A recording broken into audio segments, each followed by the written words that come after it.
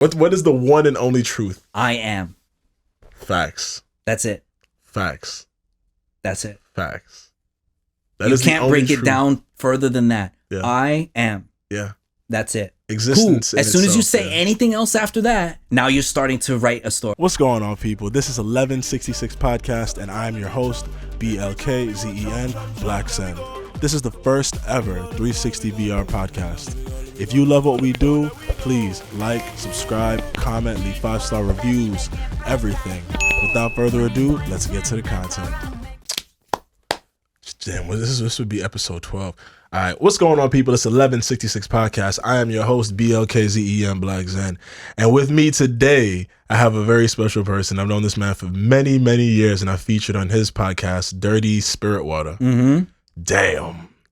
Without further ado, we have Adam. Adam, please. What's up, yo? I'm so excited and happy to be here, brother. I'm excited. I'm excited for you to be here with me. This is so funny. Like what I'm sitting next to, and what I I have tea here, and then I'm sitting here with like some mushrooms and a plate next to me.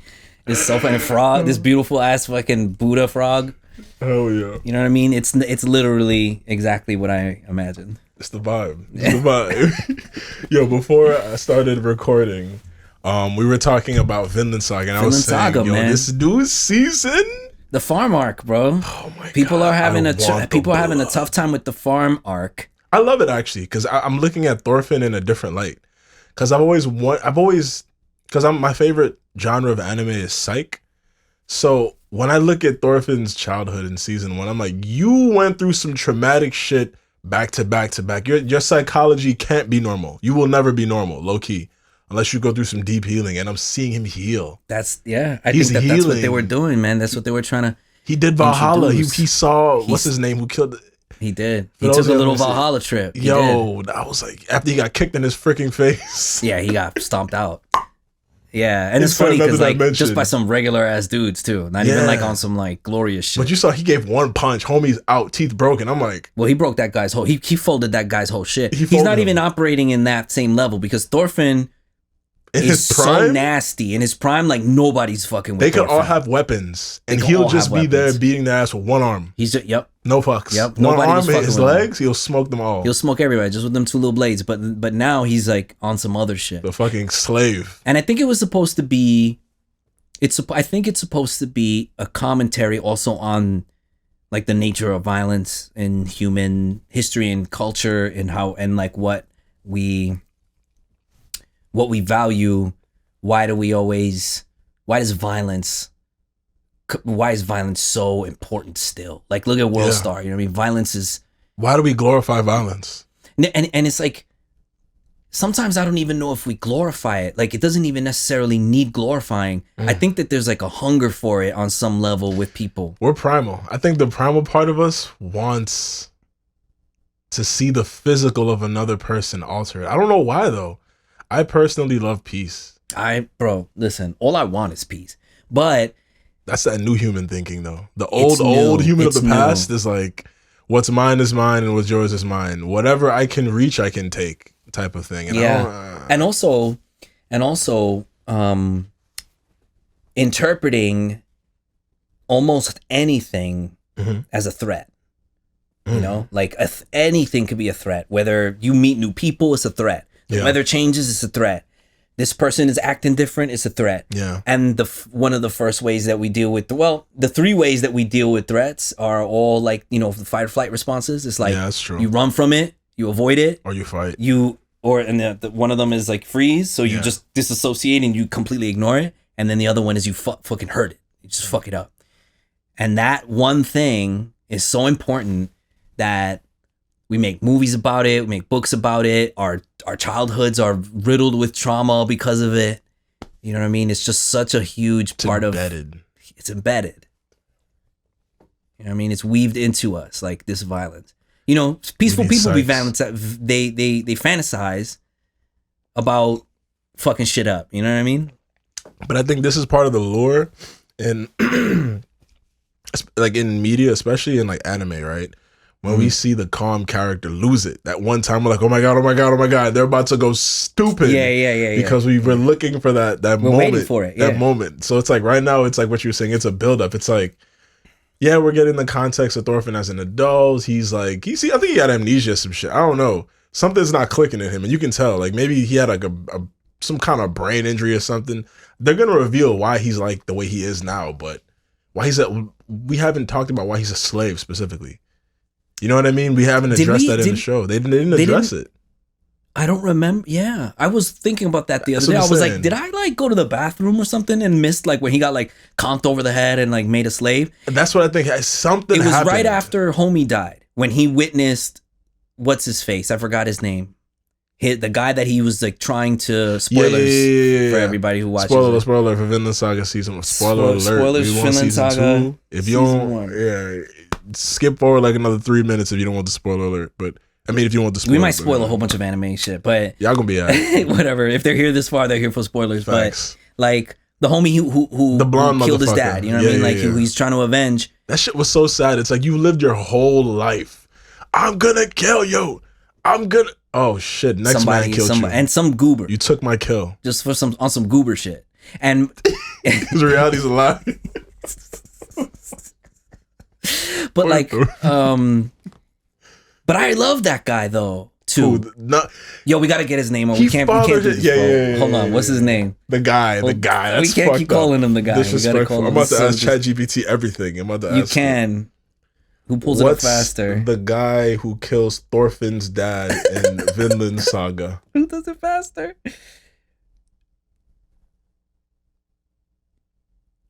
Askeladd.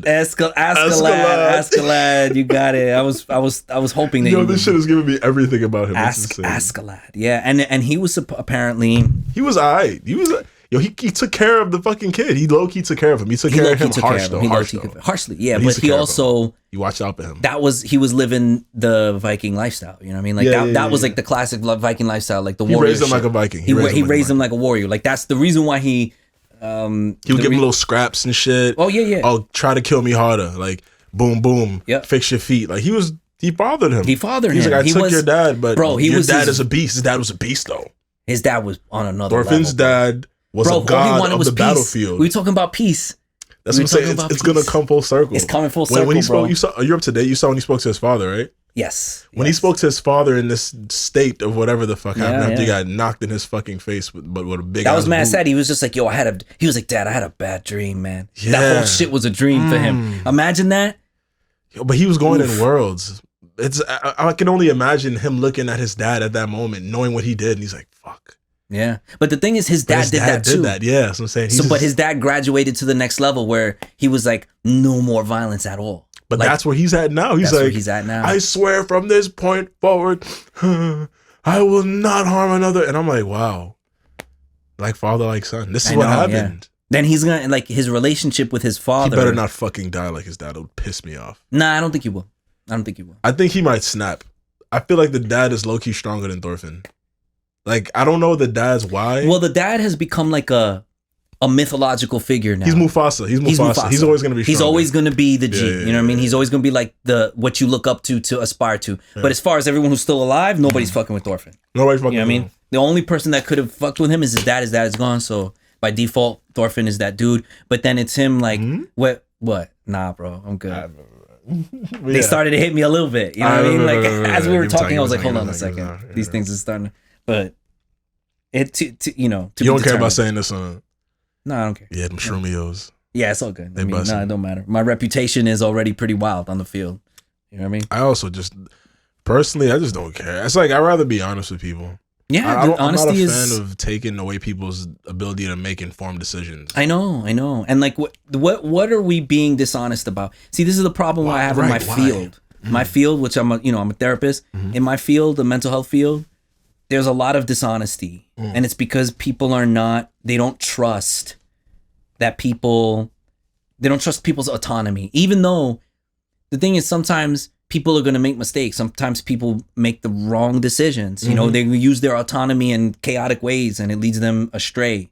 But trusting the process of autonomy, of like letting people make their own decisions. You got to have faith in that, or else all you're going to be doing is trying to like micromanage what people believe and what they think, and try to get them to behave in a certain way that you think is good for them. Like, that shit just does not work, bro. It's inauthentic too. It's just like, it's very inauthentic. Like, what are we doing? It is very inauthentic. It's not authentic at all. I feel like it's just, we live in a society, honestly, where we expect people to make bad decisions. We do. We expect, you remember Lord of Ciphers? Lord of Ciphers? Yeah, Hoovy. He's done like events with us near like years. Right? Oh yeah. So he was a guest on the podcast, and we were talking about this, and he worded it beautifully. He said, right now we're in a society where we want people to make uninformed decisions. We do. And that's what it is. It's real. We want people to act off of emotion. Well, the thing is that everything is set up for that. So like, it's part of the system. So, you know, you want customers, you want an audience, you want clients. Like, that's like, if everybody was in tune with themselves and didn't need therapy, then there would be no therapists. You know what I'm saying? So like, for every, you know, for everything that has like a repercussion, there's somebody there that's created a career out of that. This is a fact, but that's how capitalism works. There's always going to be some room for fulfilling a demand, and in many cases, creating a demand.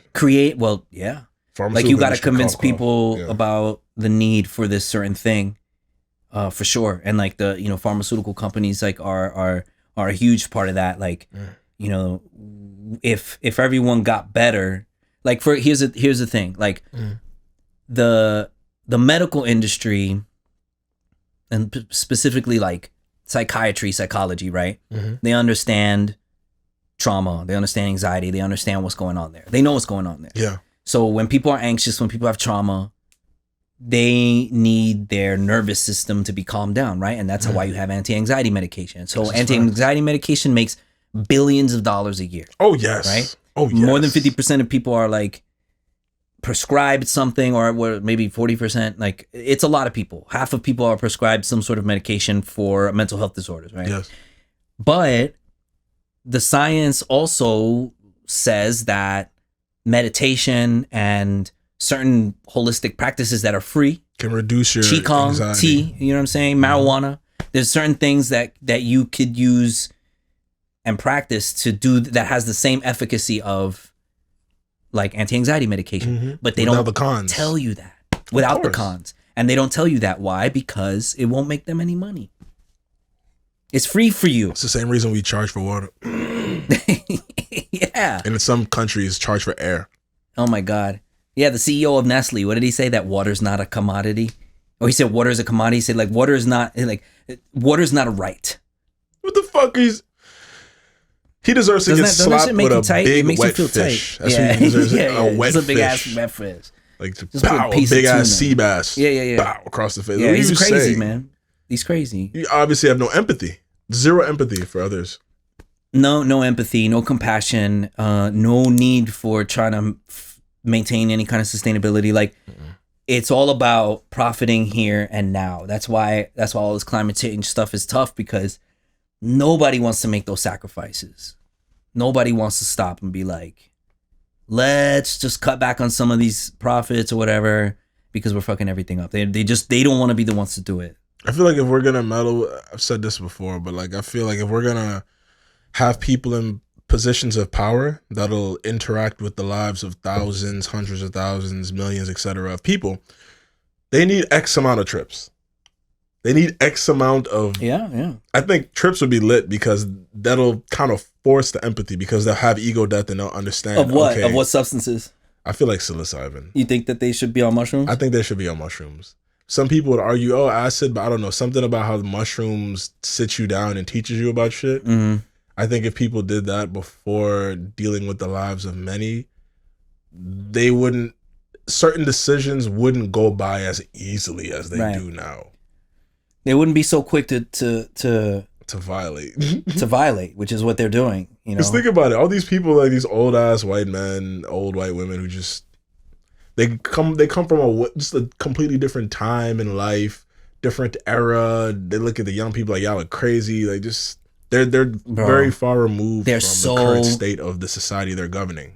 So removed. It's like in many ways. You're supposed to. It's like being my manager, but you don't know what the hell I want. No. It's like let's break the contract. What the hell is this? I know. What are we doing? Or even just like, or even just fucking, even goofier. Imagine like, I'm looking at the frog, so I'm thinking about a frog. So imagine having a pet frog and being like, well, I don't know anything about this thing. Eat this. And you just give it like cheese doodles or some pudding. And you're like, I don't know what you eat, but just eat this. And it's like, bro, do you not understand that these living beings have certain needs? They need certain things. And you are not providing those things.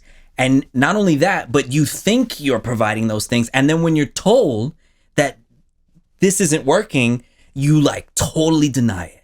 And the you know what it is? The receipts for them are, well, it's alive. It's like, just because it's alive doesn't mean it's optimal. It's dying. Well, this now they're not even like, they don't even care about receipts at all anymore. They don't give a flying fuck. It's just lies now. There's a lot of lies. There's a lot of like. At this point, they're cocky. At this point, it's like, well, it's been alive this long, so obviously something's right. I don't care, and they're just feeding us nonsense. Yeah, they're just making shit up. You know what I mean? Like they're just like they just want us to continue to squabble over bullshit and keep it more or less the same. And I mean, I feel like I sound like a conspiracy theorist sometimes when I say shit like that. There's a bunch of goofy ass people that say things like that that I don't believe in a lot of the things that I can't co-sign some of the other stuff that they say. But when they say that these leaders are okay with us arguing over like culture war shit, of course, divide and conquer. Like that shit is that they are okay with that because that's not important shit. That's not important shit. Like what we should be worrying about is stuff that we don't have the bandwidth to actually have conversations about. But you see that right there. Talking about the things we don't have bandwidth to talk about is where we need to go. We need to get that bandwidth up to do so. And the only way for us to get into doing that is to not have to have this looming fear of, oh, I'm not going to have enough money to house myself. Bro, that's the main thing. That's the main, money is the main conversation. Once that's taken care of, people can actually literally afford to think about other things. It's literally about affording it Straight with up. like a couple of different types of currency. First of all, money. Mm-hmm. Your Second attention. of all, your attention. That's and big. Your time. Facts. You know what I'm saying? Arguably, that third one is the biggest because we're not getting that back, but we're using that third currency to make the first currency, which is the most worthless of all three. Yeah, because money can just be generated. It's fucking numbers. It's not even backed by gold. It's literally bullshit. It's interesting because like it created almost like a tribalism within itself, like because the early adopters of money, quote unquote, like no, we need it, because they're winning the game. Because they have it. They created the system. They created the rules to the game, so they want to continue playing that game for sure. Yeah, it's like everybody's like, "No, I don't want to play this anymore," but they have the power in that room. So like, no, we're gonna keep playing this game. And everybody's just like, "No, I actually don't want to play this." But it does. You know why it doesn't make sense? Like think of like how human beings have been operating for 1,000,000 years. You know what I mean? Since we were like Cro-Magnon or something, right? Are you a believer in the Younger Dryas theory? I don't know. Explain it to me. I don't know it. Maybe you might. Did you see Ancient Apocalypse on Netflix? I did. Yes. That's the Younger Dryas theory. Well, basically, for those of y'all who don't know, I believe it states that 10 or so thousand years ago, at what we believed before was the dawn of humanity, as we know, it was really just humanity picking itself back up after a cataclysmic flood, I believe, or some kind of series of natural disasters. But before that, there were humans living thousands and tens of thousands of years before that with a different life, more advanced than us. And if we take into consideration all of the evidence that's portrayed, especially in Ancient Apocalypse, I forgot the name of the guy who did it, but I heard him speak and just his thought process in it. And I'm like, yo, this makes perfect fucking sense. We're talking about humanity going through a different sect of technology. Right. And also like we make the mistake of assuming that like 2023 man, like us the way we are now is like the top most of the that we've food ever chain. been. Yeah, no. But it's like we haven't experienced it. Like it's because he's saying before that cataclysmic event, humanity was living maybe 10,000 years before that, right? So let's say that's 0 and then going up to 10,000. We're only on year 2,000 and change. I know. So imagine 5,000, 6,000, 7,000 more years of our current path of technology, right? Now, if we can extrapolate that and say, okay, 8,000 AD humanity is where we are, you know, it's insane, cool. But what happens if we look at those people with that same kind of respect and, oh my God, potential? Yeah. Yeah. And also I think people forget that like there are like intelligence and technology can look other ways as well. Exactly. You know what I mean? Like it doesn't mean iPhones and stuff like that necessarily. That's just our it's just of tech. Yeah, this is just our tech, like what developed within our culture. But if you look at different, like let's say 10,000 years ago, 12,000 years ago, their technology was very likely way more integrated with like nature, the earth and nature. You know what I'm saying? Their understanding of, first of all, sound, how the world works, vibration, sound, light, physics, light, spirituality. Stars. A lot of shit we have with stars now, yeah, we have these crazy telescopes, but a lot of what we take is from them. Right. Exactly. Where do we get these scripts and ideas of math and science and geometry? 100%. Shit's 100%. old as fuck. I mean, like, you know, if some of the believers of these like ancient civilizations place certain cultures as like the kind of like the last remnants of that. So you have like Mayan, Aztec, whatever, yes. and Egyptian, that they're sort of like the last echoes of those old ancient times where they were very advanced. And that makes total sense when you look at it, because they were able to accomplish things that we can't even pyramids were what? Replicate. Yeah. You know what I mean? The pyramids, Mesoamerican pyramids and Egyptian pyramids, we can't replicate that. So 10,000 years ago at some point, people were doing incredible things 12,000 years ago, and that technology or that like intelligence and advancement was lost, and we're trying to build that up again. So there are like ways of being that humans reached in the past many times over again. Yes. That they still echo within us today. So for example, like in a family, and then if a couple families came together, which is a tribe, right? Yes. No one just let one of the kids starve. No, it's not a thing. And then one of the kids just get like so fat, and then he's like so fat, and then he's holding on to like in his arms like extra food. Yeah. They would be like, you're gonna share. They just be like, get up. Get your fat ass up. And give all of that shit to everybody evenly. You know what I'm saying? And then go for a jog. Like if you at a birthday party with a bunch of little kids, and it's like my kids, your kids, the neighbor's kids, and then there's a bunch of kids, 12 kids at a birthday party. Shit is getting distributed. Everyone's gonna get 1.5 slice of pizza. Exactly. Everybody's gonna get candy. Everybody's gonna get everything they need. Somebody gets hurt, they get taken care of. Somebody's acting wild, we're gonna talk to them. But everyone's gonna get everything they need, right? And then as soon as you start scaling out, all of a sudden, we're like, let's not do that anymore. That's weird. That doesn't make any sense to me. Honestly, it's very weird. I'm going to say something that's going to probably piss a lot of people off, but I really don't give a fuck. And it's that I think that humanity defaults to socialism, but there's this new trend of capitalism that people are trying. And by new, I mean hundreds of years. When we look at the scale of humanity, we're talking thousands of years. And in that scope of things, we're about socialism. Everybody making sure that everybody's taken care of. Bro, you can go back a million years, man. You go back a million years where we were just like, Cro-Magnon man, Homo erectus. Yeah. And like we're just... whatever the hell's between that and sapien as well. Yeah, we're just like sharing things and making sure that everybody has what they need. You hunted, this person did this, and then we shared all of that together. That's just how we work. And the capitalistic model... Capitalist is almost... I mean, now that I'm thinking about it, we also have capitalism in nature too, though. Because when we look at it like certain... like lions, hypothetically speaking. Yes. They'll have multiple... They'll be on some hypergamy type shit. But what kind of animals are like that? Animals that don't have any self-awareness. Facts. As soon as an animal, like a dolphin... bees or a whale. Fuck them. Bees. They're like, monkeys. No, we're gonna work for this queen, but we're all doing shit. As soon as and if the queen fucks up, get the fuck out. Get a new queen. There's like a collective consciousness in the hive, or ants and bees. They are like sharing one mind in a way. There's like a lot of stuff written up about how like the consciousness of a beehive. No one's gonna understand what I'm talking about. I probably wouldn't even be able to find the citation for this. I mean, we can ask GPT-4. What's up? Let me know. Something about it's I don't even know how to ask GPT, but what it is a metaphysical concept about the different levels of consciousness. And apparently, from this perspective of metaphysics, the consciousness of ant colonies and beehives are on a higher level than human consciousness because of their ability to come together in a way where they're just almost like thinking telepathically, moving in a telepathic way. That was going to be the next thing I was going to ask you. Like, do you think that humans have this kind of like hive mentality?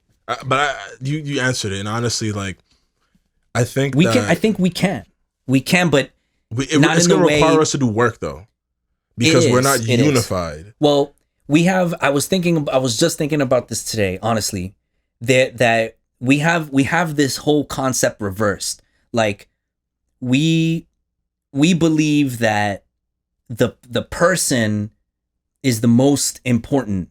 You know what I mean? And that like the individual is more important than everybody else. So this ego, Western, it's a very Western thing. And it's a very egotistical thing. Like the ego, it's arrogant too. Arrogant as hell. That same Western thought is the reason we think that we're the apex of humanity. Right. It's like we should humble our fucking selves. And the apex of Earth. Life, yeah. Of just life. Apex of the universe. There aren't any aliens because we would have found them out. It's There's like, no aliens. Everybody look at us There's like no we're animals stupid. as intelligent as in the world. They probably look at us like we're dumb. It's like they may be around us, but when we talk about things like DMT, what if those are aliens? What if there's certain things that we're interacting with under certain substances that alter the way our brain works because we just can't perceive it with our regular default way of thinking? The very little in our narrow spectrum that we can actually. That ain't shit. It's nothing. The animals that are around, they have fucking 8 cones. Certain animals with all sorts of cones, they can see shit. They can see like we just be like, the sky is dark, and like if you could see the other parts of the electromagnetic spectrum, the universe wouldn't even be dark. It would be like red and purple, like be all sorts of shit. It'd be all different colors. So it's so funny. Science is like the way that human beings think. It's like this is our scope of knowledge, like a sphere, right? And we know these things, and we're like, no, this is it. Yeah. And then we're going deeper into that sphere. This is all there is. And then as soon as we learn something new, we don't consider that we just learned something that was on the outside of our scope of understanding, and now it's on the inside of our scope of understanding. Yeah. And now we're like, this is all we know. Yeah. So we've done that 1,000,000 times already. Yeah. So we just have to imagine that it goes infinitely beyond that. That's what it is, because there's an infinite amount of unknown unknowns. Infinite. It's literally incalculable. You cannot calculate the amount of unknown unknowns. Yeah. And we'll never, and just by the nature of what it is, of an unknown, we'll never know it. We'll never. So there will always be unknown. There'll always be unknowns. more. It's like in Pokemon where you're always like, oh yeah, there's another one. There's always some other. There's always some other shit. And that will, and if we leave room for that, then we can understand what the reality really is. I'm not gonna lie, ChatGPT I looked up the conscious thing. It says the concept of different levels. So this is what I asked it. Give me a metaphysical concept of different levels of consciousness. Describe ant colony, beehive consciousness, and compare it to humans. Okay. It says the concept of different levels of consciousness refers to the varying degree of awareness, intelligence, and organization that can be observed in living beings. This idea can be better understood by comparing the consciousness of ant colonies and beehives to that of humans. Ant colony consciousness, in a nutshell, they exhibit a collective consciousness known as swarm intelligence. Each individual has limited cognitive abilities, but when working together as a whole, they can display sophisticated behavior. Beehive. Similarly, beehives demonstrate a form of collective consciousness, with individual bees displaying simple behavior, while the hive as a whole operates as a complex system. Now, this is just going to explain to us humans about human consciousness. Okay, I'm with it. In contrast, human consciousness is characterized by self-awareness, abstract thinking, and rich inner experience. Unlike ant colonies or beehives, human consciousness is centered on the individual, with each person possessing a unique sense of identity, thoughts, and emotions. However, humans also have the ability to work collectively, sharing information and making decisions as a group. While ant colony and beehive consciousness can be considered as collective or superorganism consciousness, human consciousness is primarily individualistic, with a capacity for self-reflection and a more complex understanding of the world. Despite these differences, all three forms of consciousness demonstrate adaptability, problem solving, and communication abilities that are essential for survival and thriving in their respective environments. Right. I think AI. That was great, by the way. What? Yeah, it was a great description. It was on point. I honestly believe that as we get closer to having a true general artificial intelligence, because what we have right now isn't really artificial intelligence. It's like, it's machine learning, but we're just calling it AI just for the sake of. When we get closer, I think it's going to scale up from a collective consciousness to an individual kind of localized consciousness. Right. So when we think of computers, right? Computers work peer-to-peer. It's part of this network that we have of different computers connecting to each other in a way that's kind of like a consciousness. So now we have these things that we can integrate with and just speak directly to, instead of us having to explicitly put input towards. I think that's going to be it in itself, having a collective consciousness by definition of what it's given us. Right. You know? Yeah, I agree. And I mean, and the human brain works similarly too. Like every neuron kind of does that job as well. It's like it is like these localized units that come together to create like a consciousness that is not wouldn't exist otherwise. It wouldn't exist otherwise. So like the overall hum of the entire awareness is the consciousness, and then all of the communications and the messages that are happening between the individuals that make up the consciousness is like a hive. Like it is like an ant colony or a beehive. 100%. I think we're capable of that as human beings, but our own individual egos get in the way. They get in the way, and it is because of the inner experience. It's because we're, and this is like a metaphysical concept, but like you, as one person, as the me, the I in this story. So like for me is Adam. Like this is, I cannot experience anything other than Adam, me. So like that I hold the premier consciousness, and each one of us holds the premier consciousness. So each one of us says I, each one of us says me, and each one of us all together, when you put that collectively, is like God or whatever. You know what I mean? So, but that sense of my own safety, my own beliefs, my own perspective is so, it can like grow so powerful. Then that's how you get somebody like Trump. Yeah. You know what I mean? Someone who their ego has been, their sense of it's like in a pressure value chamber. has like been like a pressure cooker. Yeah. From trauma. Everything. Pressure cooked. All the boom. And then once it comes out, you get narcissism. It is. It's narcissism. But here's the thing. That narcissistic impulse, that like, it's almost like a spiritual energy, because it can touch everyone else's narcissistic impulse. Yes. So then it hones in on that magnetism that you have for that, and then it creates a sub-collective consciousness. Yes. And then that is a consciousness existing within a greater consciousness. That's influence. Yeah. That's literally the foundation. That's what you described as like, wow, that makes so much sense actually. Yeah. Wow. And you can and there's ways that you can tap into those. Yeah. And the reason why some people are so successful, the most successful people with influence are successful because they tap into the most visceral and like instinctual shit that we've had to deal with as incarnated beings on this earth for the past million years. So if you could touch on like a theme that has existed for human beings for the past million years, like fear, like sex, you know what I'm saying? Like those ancient drives, if you can tap into that, then you can instantly set off a subsequence of consciousness, of collective consciousness, like Andrew Tate did. You know what I mean? But we can see it in music. You can see music, it in music, Jesus Christ, 100%. You know what I mean? In programming, in videos, and like in everything, and how we're programmed to live our day-to-day lives. Those are the things that rule our days. Now, that's why memes are so important. Memes and virality, like the virality of like, you know, internet shit, is because it's like if I came into the studio in the crib and I left like a trail of gasoline, like oil, burnable oil, and I everywhere I went until I got to this sitting here, was just a trail of that shit. Mhm. And then I lit it, it would ignite all the way for the whole To the source. connection, Yeah. right to the moment where I started laying it down.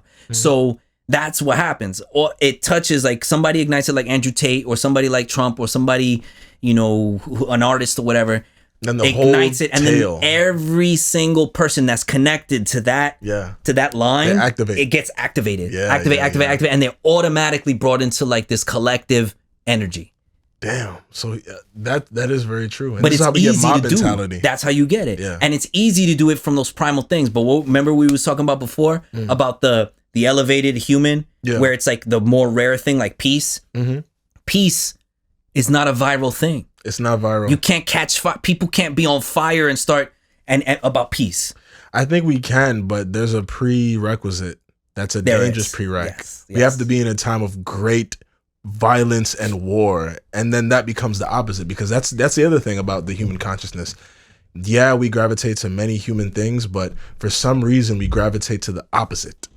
I know. And here's the grass funny is thing always about green that. on the other side. 100%. So And suffering- if it's dark, then it's like light is the next thing. Exactly. And we're getting pretty dark. So I we're think getting light, dark. Light is like We're about to have a fucking spiritual awakening. And here's the thing, like spiritual awakenings often happen because of suffering. They're usually a course. direct It's a result reaction. of suffering. Yeah, it's a a scale. transcendent response to suffering. When, like if you can't find the answer out here, but here's and this is the reason why like that type of awakening isn't a viral thing. Yeah. Because it can't be from the outside. No, it has to be happen like real. within It has yourself. To be organic, yes. Yeah. So maybe you can excite people on it, but then once they really catch it, you won't hear from them anymore. Right.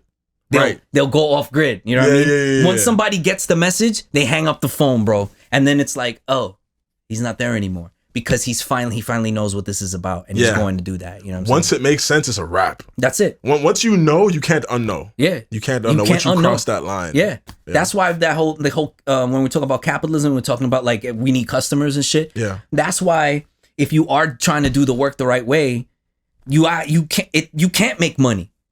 You can't make money. You have to finesse somebody. You have to hit certain scale. You have to. You finesse. have to finesse somebody. You have to finesse. Yeah. And if you're doing things in the most pure of its form, the thing itself is the money. Exactly. Is the payment. You'll get paid in a different currency than the currency that's made for finessing. Exactly. The current form of currency we have and that we accept in society is based off of finessery. Bro. So it's a matter of getting new currency that is not based on the finessery. Yeah, bro. Right. So what happens is if everybody were to awaken to this, then we would all accept this then we new would currency. all accept the new currency, and then we would understand why the fuck are we even trying to finesse each other? You know, what's his name? Noah Yuval Harari. Yuval Noah Harari? No. One of those is his name, but basically he's this Israeli guy, and he broke down this concept. Me and this photography homie of mine, Yassin Muhammad, was talking about this. Shout out Yassin. And basically, long story short, everything is a story. Everything we believe, everything we know is just a story that we choose to believe. Everything. Every single thing, man. The reason fiat currency works is because we all accept it. If majority of people just said, you know what, fuck this dollar, it doesn't matter. That's how like important our focus is. Like whatever we focus on and put our attention to and choose to write the story about, then it's that. That's what our it is. truth. That's what it is. I've always questioned what truth is since I was a kid, because truth, it's like when we break it down, it's just what we all mutually believe. It could be bullshit, but if we all believe it's true, it's true. I know, bro. And I've been thinking about this a lot. We're imperfect. Who are we to say some shit's true? I know. We don't know shit. You can't. You know. And this is where like the weird mystical God shit comes from. I'm with you. Ready? Let's go. Let's take There's that trip. only one truth. Ready? Oh, There's only one. There's only one, and everything else is a story. There's only truth. What's the truth? What is the one and only truth? I am. Facts. That's it. Facts. That's it. Facts. You can't break it down further than that. Yeah. I am. Yeah. That's it. Existence. As soon as you say anything else after that, now you're starting to write a story. Exactly. That's deep. The only truth is I am. That's it. So that's how I deal with things. Like if I ever feel too stressed, or if I feel like things are going on and I need to like recalibrate, I remember that everything is just a story. and then I take it, I tell the story in reverse. Rather than starting at the beginning, I start at the end, and then I like unsay all the words until I get to. Break that down. Give me an example as to how you would tell the story in reverse. Give me an example. So that's crazy. So think about it like this. Wow. The moment that you were born. Yes. You were. I am. You am, right? When the minute you're born, you am. Yeah. So if I'm you in this moment, yeah, I am. Yes. And then the story. I thought you were about to say then puberty hits and you start fucking, but anyway. Well, I mean, and then you make somebody else. That's probably the next biggest thing, but or unless like you get into a car accident or something when you're a kid, but like major or events. God forbid you have like a trauma, you know what I mean? Yeah. But so you born, I am. Yeah, I am, and then the story begins. But the consciousness that you held in that moment where you were, where I am, was the perfect like a pad, like a notepad with nothing in it. Unbiased, unexperienced, undifferentiated consciousness, pure consciousness. You were just awareness. You were like, boop, you never heard a word, you never experienced a thing, you never saw an event, you never heard. Mm-hmm. You know what I'm saying? Mm-hmm. You never spoke. Mm-hmm. You never thought. Yeah. You just were pure consciousness. Just am. And then you started seeing this one face. And then you're like, face. Okay. Another face. Then one person, then you feel at you. Warmth and words, feels good. Then cold, pain, boom, boom, story. Then you learned about all of this shit. Yeah. And that's the story. Yeah. And then here I am, Adam. Like, this is all this shit. I'm wearing this shirt. I'm here. I'm drinking this tea. Mm-hmm. You know what I mean? I got a billion things in my head. I've learned a billion things, like all of this shit, right? Mm-hmm. So now, like the story's being written, yes. Like Adam is sitting in this room with Sean. Yes. Now, so let me just reverse that. Suck up all the ink back into the pen and it's going back. Still me. Still me. Me. Until everything is empty. Yes. And it's just, I am. Wow. That's me. And the thing is, without any other information, everyone had the moment. Of course. Where you didn't know what you looked like. You didn't know where you were. You didn't know nothing. Who you were. All you were. You just were. And we all had that moment. Now, if you take all of the moments that ever was from the beginning of time to the end of time, and then consider the fact that time is an illusion, that like there is a such thing as outside of time, that whole consciousness of I am, that's what I believe God is. Wow. And it's always there. It always was there. It always will be there. It always will be there. Because time is it's relative. Yeah. And it's just relative. Based off of what it's we relative know. To each I am. Each ego that thinks that it is it. Mm-hmm. Like I think I'm Adam. Like, no, I'm not Adam. I just am. Yeah. And Adam is the one character. thing. Yeah, it's like a thing. It's a thing. It's your avatar. It's my avatar. It's a story. Just to interface with shit. It's your avatar. Yeah. Yeah. Because like, you look at me and you're like, there's Adam. I got both my hands up. Now, what if I got into a crazy car accident or some shit and I lost both my hands? My hands are gone now. And then someone showed you in a weird ass glass box or somewhere, like in formaldehyde, like my arms. Like someone would be like, is that Adam? Like, no, those are just Adam's arms. So who's Adam then? Exactly. What is Adam? If I was laying down the consciousness with I couldn't and I was in like a vegetative state. Mm-hmm. And I couldn't even talk to you. Maybe they're like, his brainwaves are barely even activating. Mm-hmm. But there is still an Adam. Yeah. So who is Adam? And where is Adam? We are just the consciousness. These bodies are, I personally believe, just like nature's gift to us. They're nature's machines. meat mechs. Yeah, we're meat Gundam mechs. suits, yeah. We can regenerate. We can do all sorts of crazy shit, and our body does the shit automatically. Yeah. But in reality, we're just a consciousness. So it's like, we could take that a step further outside of accidents and being in a vegetative state. If we ripped out your consciousness and put it in a robot, the robot is now Adam.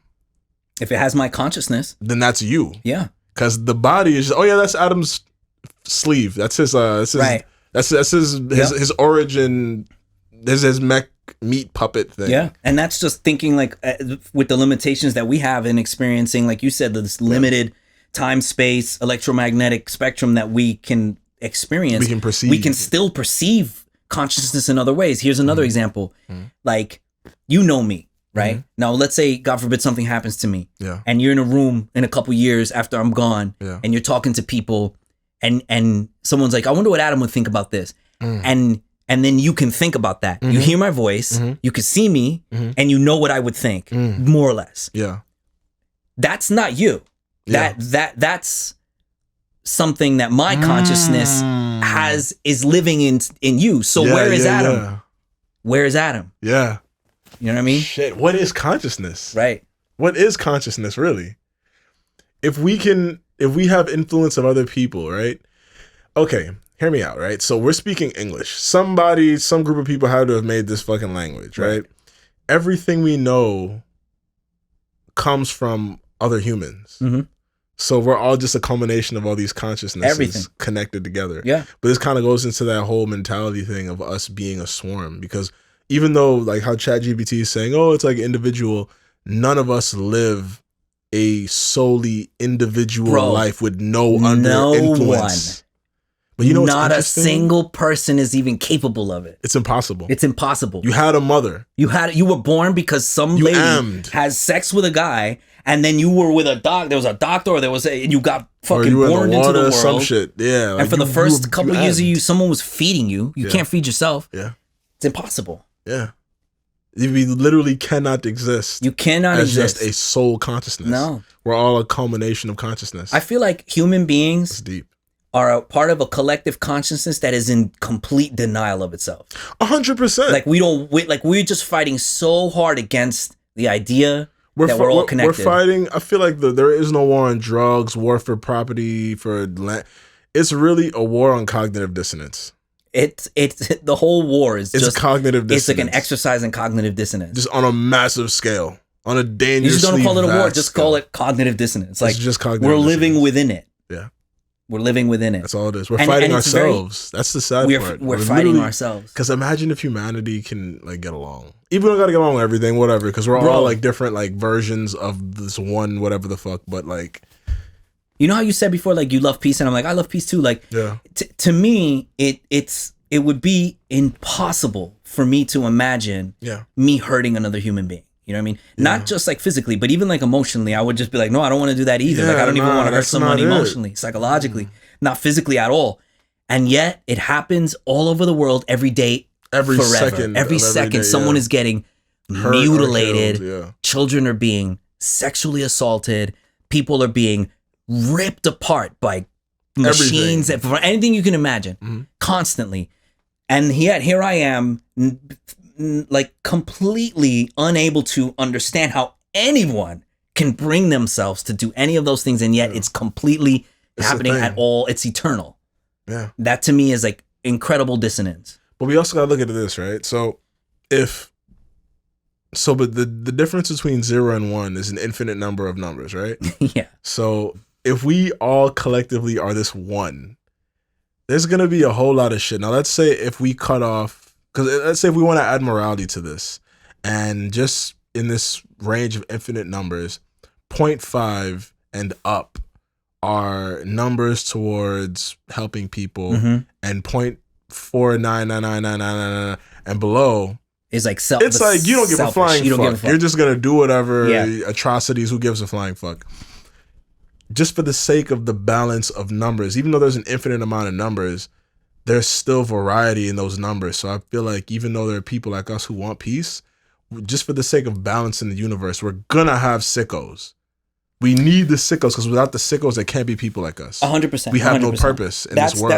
That is like the most beautiful and realistic acceptance of duality. Because this is what I believe. I believe that there is one consciousness, right? And this one consciousness is... You can call it God, you can call it the creator. It's the mono. It's the thing. Yeah. And there's only one thing. Yeah. And it's I am, right? Facts. And then as soon as anything else wants to happen, there has to be differentiation. There has to be something else. There's always going to be something else. And the further it goes out, the more differentiated it gets, and the more like things bump into each other, and then there's like duality. And then duality duality is conflict. Duality is there's this and there's that. There's A and B. There's blue and red. There's fucking sweet and salty. Like everything has a duality. And then when you chase it further into differentiation, you get the most self-serving, like everything becomes like a self-serving energy when you're exploring. Like it has to be like, I'm doing this. Yeah. Y'all doing this. I'm doing this because I am me. It's not I am anymore. It's I am me, which is different than me, which is different than me. You know Why do you think people try to run from the collective consciousness? Or is that just the way of the consciousness wanting to experience? I think that it wants to, I think that that I am wants to explore. Because me and you want to too. You and I are like that. Like we want to explore all of this, experience new things. Novelty is an important thing. Creative shit, like break new ground. Sometimes sometimes other people might think it might disrupt their peace a little bit. So we understand that. When you go further and further into that, you can go so deep into the darkness and so deep into your own vision that you, from another perspective, you might look like a demon. You know what I'm saying? And we don't understand it at all. It's you know true. what I mean? But And like everything is vampiric. Like we're taking something from something else because if you want to do anything, you need energy. Yeah. So you need energy from something else. You need to take this thing. Even like when you're a vegetarian, you know what I mean? Like you have to take from life. Like life makes something and then you say, gimme, and you got to take it. Bro, being vegan, it taught me that a lot of this is bullshit. I still got to kill a shit ton of plants. You still got to kill life. I got to take shit down. You got to take it. And it can't even defend itself. I don't even know what it feels. I have less context of understanding for plants than I do animals. Yeah. So I'm just like, I feel bad. It's almost we like need to eat. We need to kill to live. Thank you every day. Thank you for pointing that out because like a lot of like vegans don't understand that we're in a predatory algorithm. Yes, to all the vegans out there, right? Like, oh, that's not. I've been a vegan for like 9 years now. I'm really healthy. I study nutrition shit. I study PT shit. I'm balanced with my nutrition and supplements and vitamins and minerals, and I'm into that. So I can say with certainty that we're all fucking vampires. To exist in this world, you need to take energy from something. And you need to convert it into something for your vessel's sustenance. The best thing that we could do is make an agreement over it. Exactly. Like, can we have a good relationship with the thing that we're drawing energy from and then give energy back? Like, can we have an arrangement? That's the best that we could do. But everything is pretty vampiric. Everything is very vampiric. And I think that we won't exist without you can't. Taking for a while. Unless we're all just going to go back to God and be I am. Like, if we want to experience anything, we're going to have a little bit of that. And the balance, while we maintain this, I think is where wisdom comes in. But you could go dark. I'm going to ask you a sick question. Go.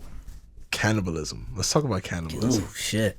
Because think about it. That's a real thing, bro. That's real, but imagine this, right? We're taking our ancestors, from plants. You and I in particular. Yeah. They were about that. We touched that a little bit. Yeah, we did. Our ancestors definitely touched cannibalism. Like the Caribs. I mean, I'm not so much Carib as I am Taino, but I know the Carib are Caribbean folks.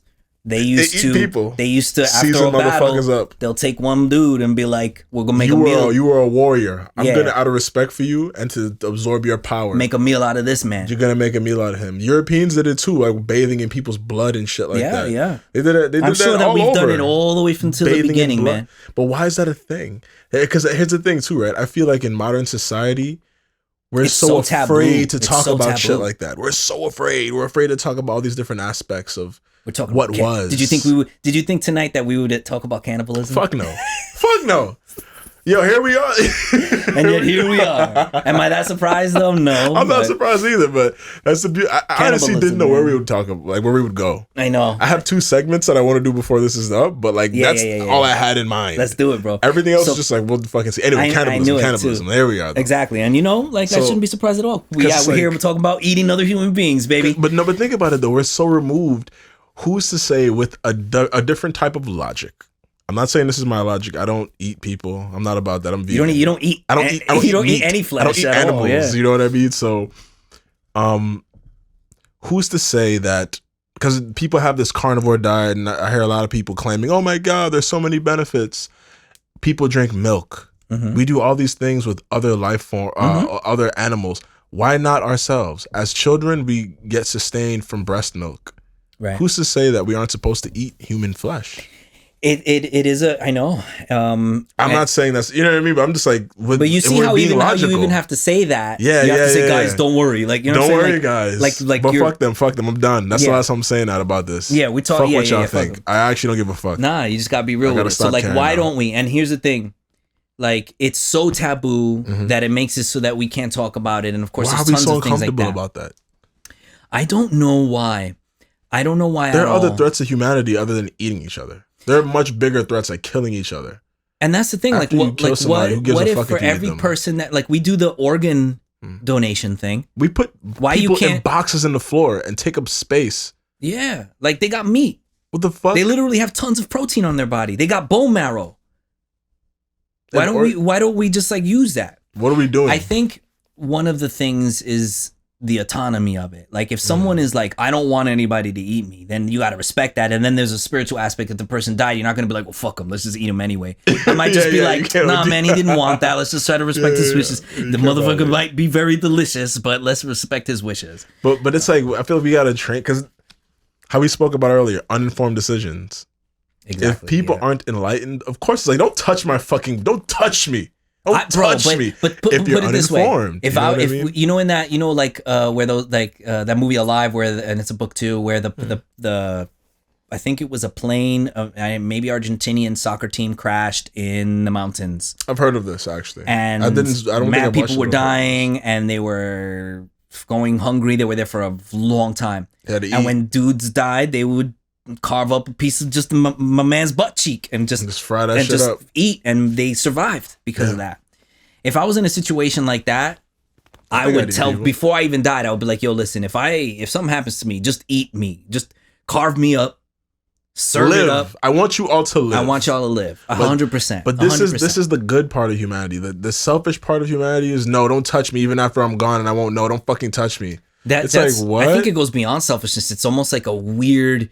It's fear. It's an obsession with fear. Yeah, it's a fear of the unknown, of like some spiritual thing. Yes, you know? yes. It stems from that. I feel like some people think that they might be a zombie later and need it. It's like you're not. Or you need your body back for the return of Christ. It's or like you will rapture. Rot. You will rot.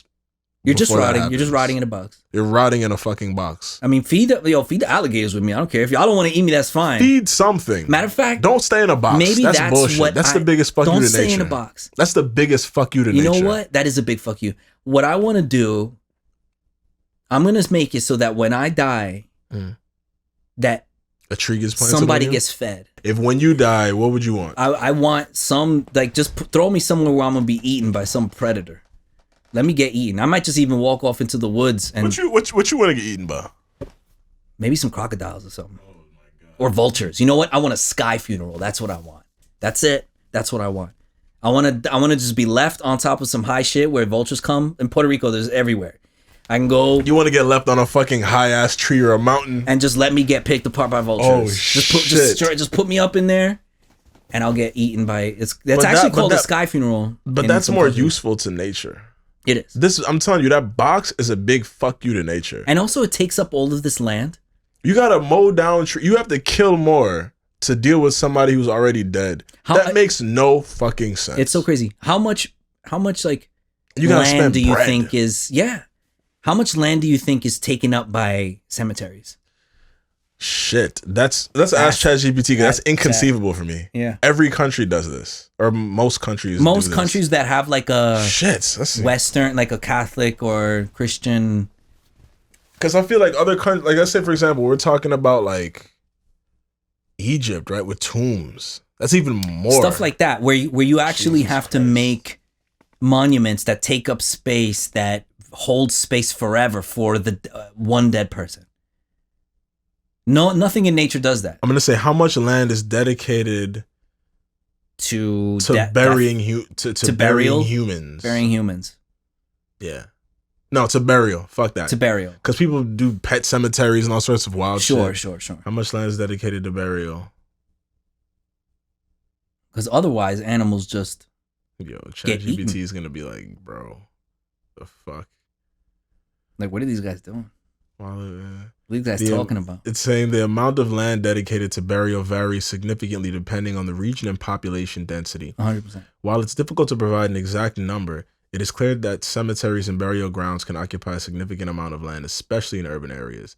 In the U.S., for example, a 2016 study estimated that cemeteries cover roughly 1 million acres of land.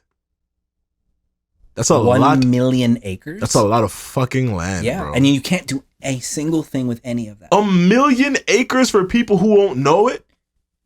That's dumb. That's actually, I don't care. It's pretty We've stupid. all lost people. That's It's pretty fucking stupid. I don't care. Now, that's dumb. Imagine if we just like... That's just in the U.S. alone. Like, imagine like all of that land was free and all of those bodies were just used to like... Sustain the earth and sustain animals. Bro, let's be honest. Most of them shits are already fucking decomposed and can't even be used anymore. Because people want to just be in a fucking just box. Dusty bones in a box. And spend, what, $50,000 on this expensive ass box to stop nature from... Here's the thing, too. For what? Because were you going to go into it again? Were you going to open the box up later? Like right. a fridge? So, if people are not allowing their bodies to be utilized and are put in these boxes for religious reason, let's really break that down. What makes more sense for ideas such as reincarnation, for ideas like being one with the universe, going to this Valhalla, Nirvana, heaven, whatever the hell you believe in? Wouldn't it make sense to not be separate from nature? Yeah. Why are you separating yourself from nature? And I think about that, like, even as a kid, I was thinking about that with my own death. Like, I went to like a Christian school and I was like, this death shit is different, but people go in a box in the floor. What the fuck is this about? Yeah, I think people just see themselves. Do you want to? Yeah, but let's get. I'm gonna get us some more Tito. All right. You want to go? Think about that. Think about that question though. Like, yeah. I'll riff on it. Go ahead. Go ahead. This is the beauty of the 360 shit. It's gonna be like boop, and I'm gonna go ahead. Yeah. I honestly think people think they're separate from nature. Everybody think they're different. Yeah, they just think they're special. They think they're different. They think there's something else. I'll keep riffing on it. Human beings think that they are not part of the world. That they're not part of the universe. Like, you are literally part of the universe. When you talk about the universe, you're talking about me. Talking about Sean. When you're talking about the universe. When you're talking about nature, Mother Nature, you're talking about me. You're talking about you. So everything that exists, we're part of. Well, thank you. Mm-hmm. We're talking about the universe and the earth and nature. We are talking about us still. So we feel different from it because of that whole consciousness ego thing. It's like you're witnessing everything else, and then there's you. And it's like you think that you're this avatar, that you are the avatar that's in the world. But you're not. Like, everything is just one thing. Everything is one thing. So your body is part of the one thing. Yeah. It's your consciousness that transcends all of this. Yeah. But not this. Yeah. So if you're gonna, when you this die. This shit is temporary. Yeah. That's not you. It's not you no more. I feel like a lot of people disregard the fact that humans are animals. Like I said to people when they get mad, I'm like, are you a fucking vegetable? We're literally animals, bro. You can only be an animal or a plant. And I tell this to adults on some, this is 5th grade knowledge. This is like, you're an animal. Like, no, it's like, bro, what are this is 3rd grade knowledge. I'm like, they'd be like, no, I'm not an animal. Don't call me an animal. I'm like, whatever. So were you like some Bash the Stampede shit? You just fucking, you don't got plant? You got these rigid ass cells. Fuck you. It doesn't make any sense. People just be feeling too much. Without logic. I don't know. Well, the ego is a crazy thing, man. And, the ego makes people do illogical shit. It's funny that, like, I read up a lot on like why the ego does these things itself. Is it about self-preservation? It's self-preservation, but it's like psychological self-preservation. Yeah. The ego's like, no, this psychological part of me must exist. No. Anything that defies me or diminishes me is a threat. The me that you believe that you are, because the only me that you can be is the me that you believe that you are. You subscribe to the chimp brain and the human brain kind of thing? What do you mean? Chimp brain. You said? Yeah. Fuck. What's the name of this guy? I was watching DOAC, Diary of a CEO, and there was this guy who came on. I've already heard it before. This guy spoke about it, but he was basically saying that the chimp brain within us wants pleasure. It seeks that immediate. Right. Some people call it reptilian brain. I don't know. People call it a bunch of different shit, but ideally, the part of us that there's two parts of us. One part that can say, okay, I can deal with short-term pain for the vision that I have in mind. For example, going to the gym. Right. This shit hurts, but I have a goal and I'm going to achieve that goal and go through series of pain over and over. Right. In efforts of this greater good. Right. That's the human part of the brain. The chimp brain is like, I'm going to stay the fuck home and watch Netflix. Right. Or I can go tomorrow. Right. I can go tomorrow. Yeah. And then tomorrow comes and it's like, you could do like a home workout. You don't really got to go to the gym. Right. Yeah. And it just brings you down that slope. So it's like, one gives you this upward trajectory. And this is where I'm starting to say that, not the guy I was watching. I think that the human brain has the potential to give you that upward trajectory. And that chimp brain kind of maintains a base level, but you can mold that other brain to do whatever you want long as you respect it. Yeah, you have to respect it. It's still part of you. It's still part of you, and it's just like the life impulse because so the chimp brain is all just life trying to sustain itself. Because if you think about it, I'm about to call it that. Fuck chimp brain. That sounds disrespectful. Just life impulse. That's the life impulse. Yeah, it's just eat.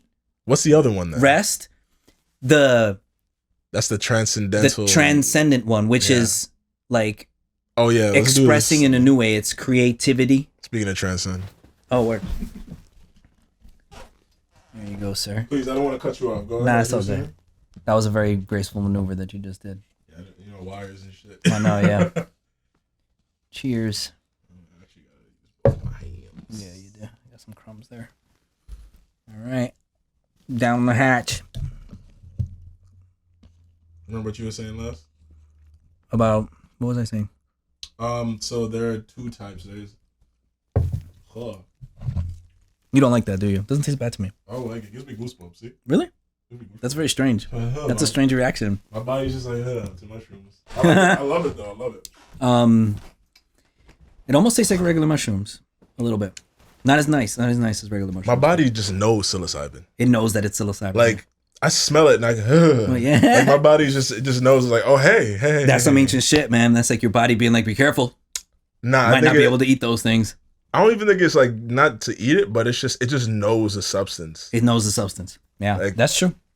Like I bet it does. I don't know. Like I look at my body and I look at my mind, especially now, and I compare it to machines, but I compare the machines to us because we created them. So it's based off of us as the original code, really and truly. So the OG code. Remember we were talking about the OG code that from somewhere else to here? So on some Inception shit, we're the copies of the OG code, and these machines are the copies of our OG code, which is a copy of another OG code. So whatever we learn out of AI, we have to respect it because it's a reflection of us. We have exactly whatever we learn from AI, we must respect it. And honestly, so I'm a music person, right? I have bad eyes, and you already know, like your other senses kind of go up a little bit. You know what I mean? So it's like I hear things, right? I can hear something drop once or twice, and it'll just be in my sound. It'll be in my bank of sounds. Right.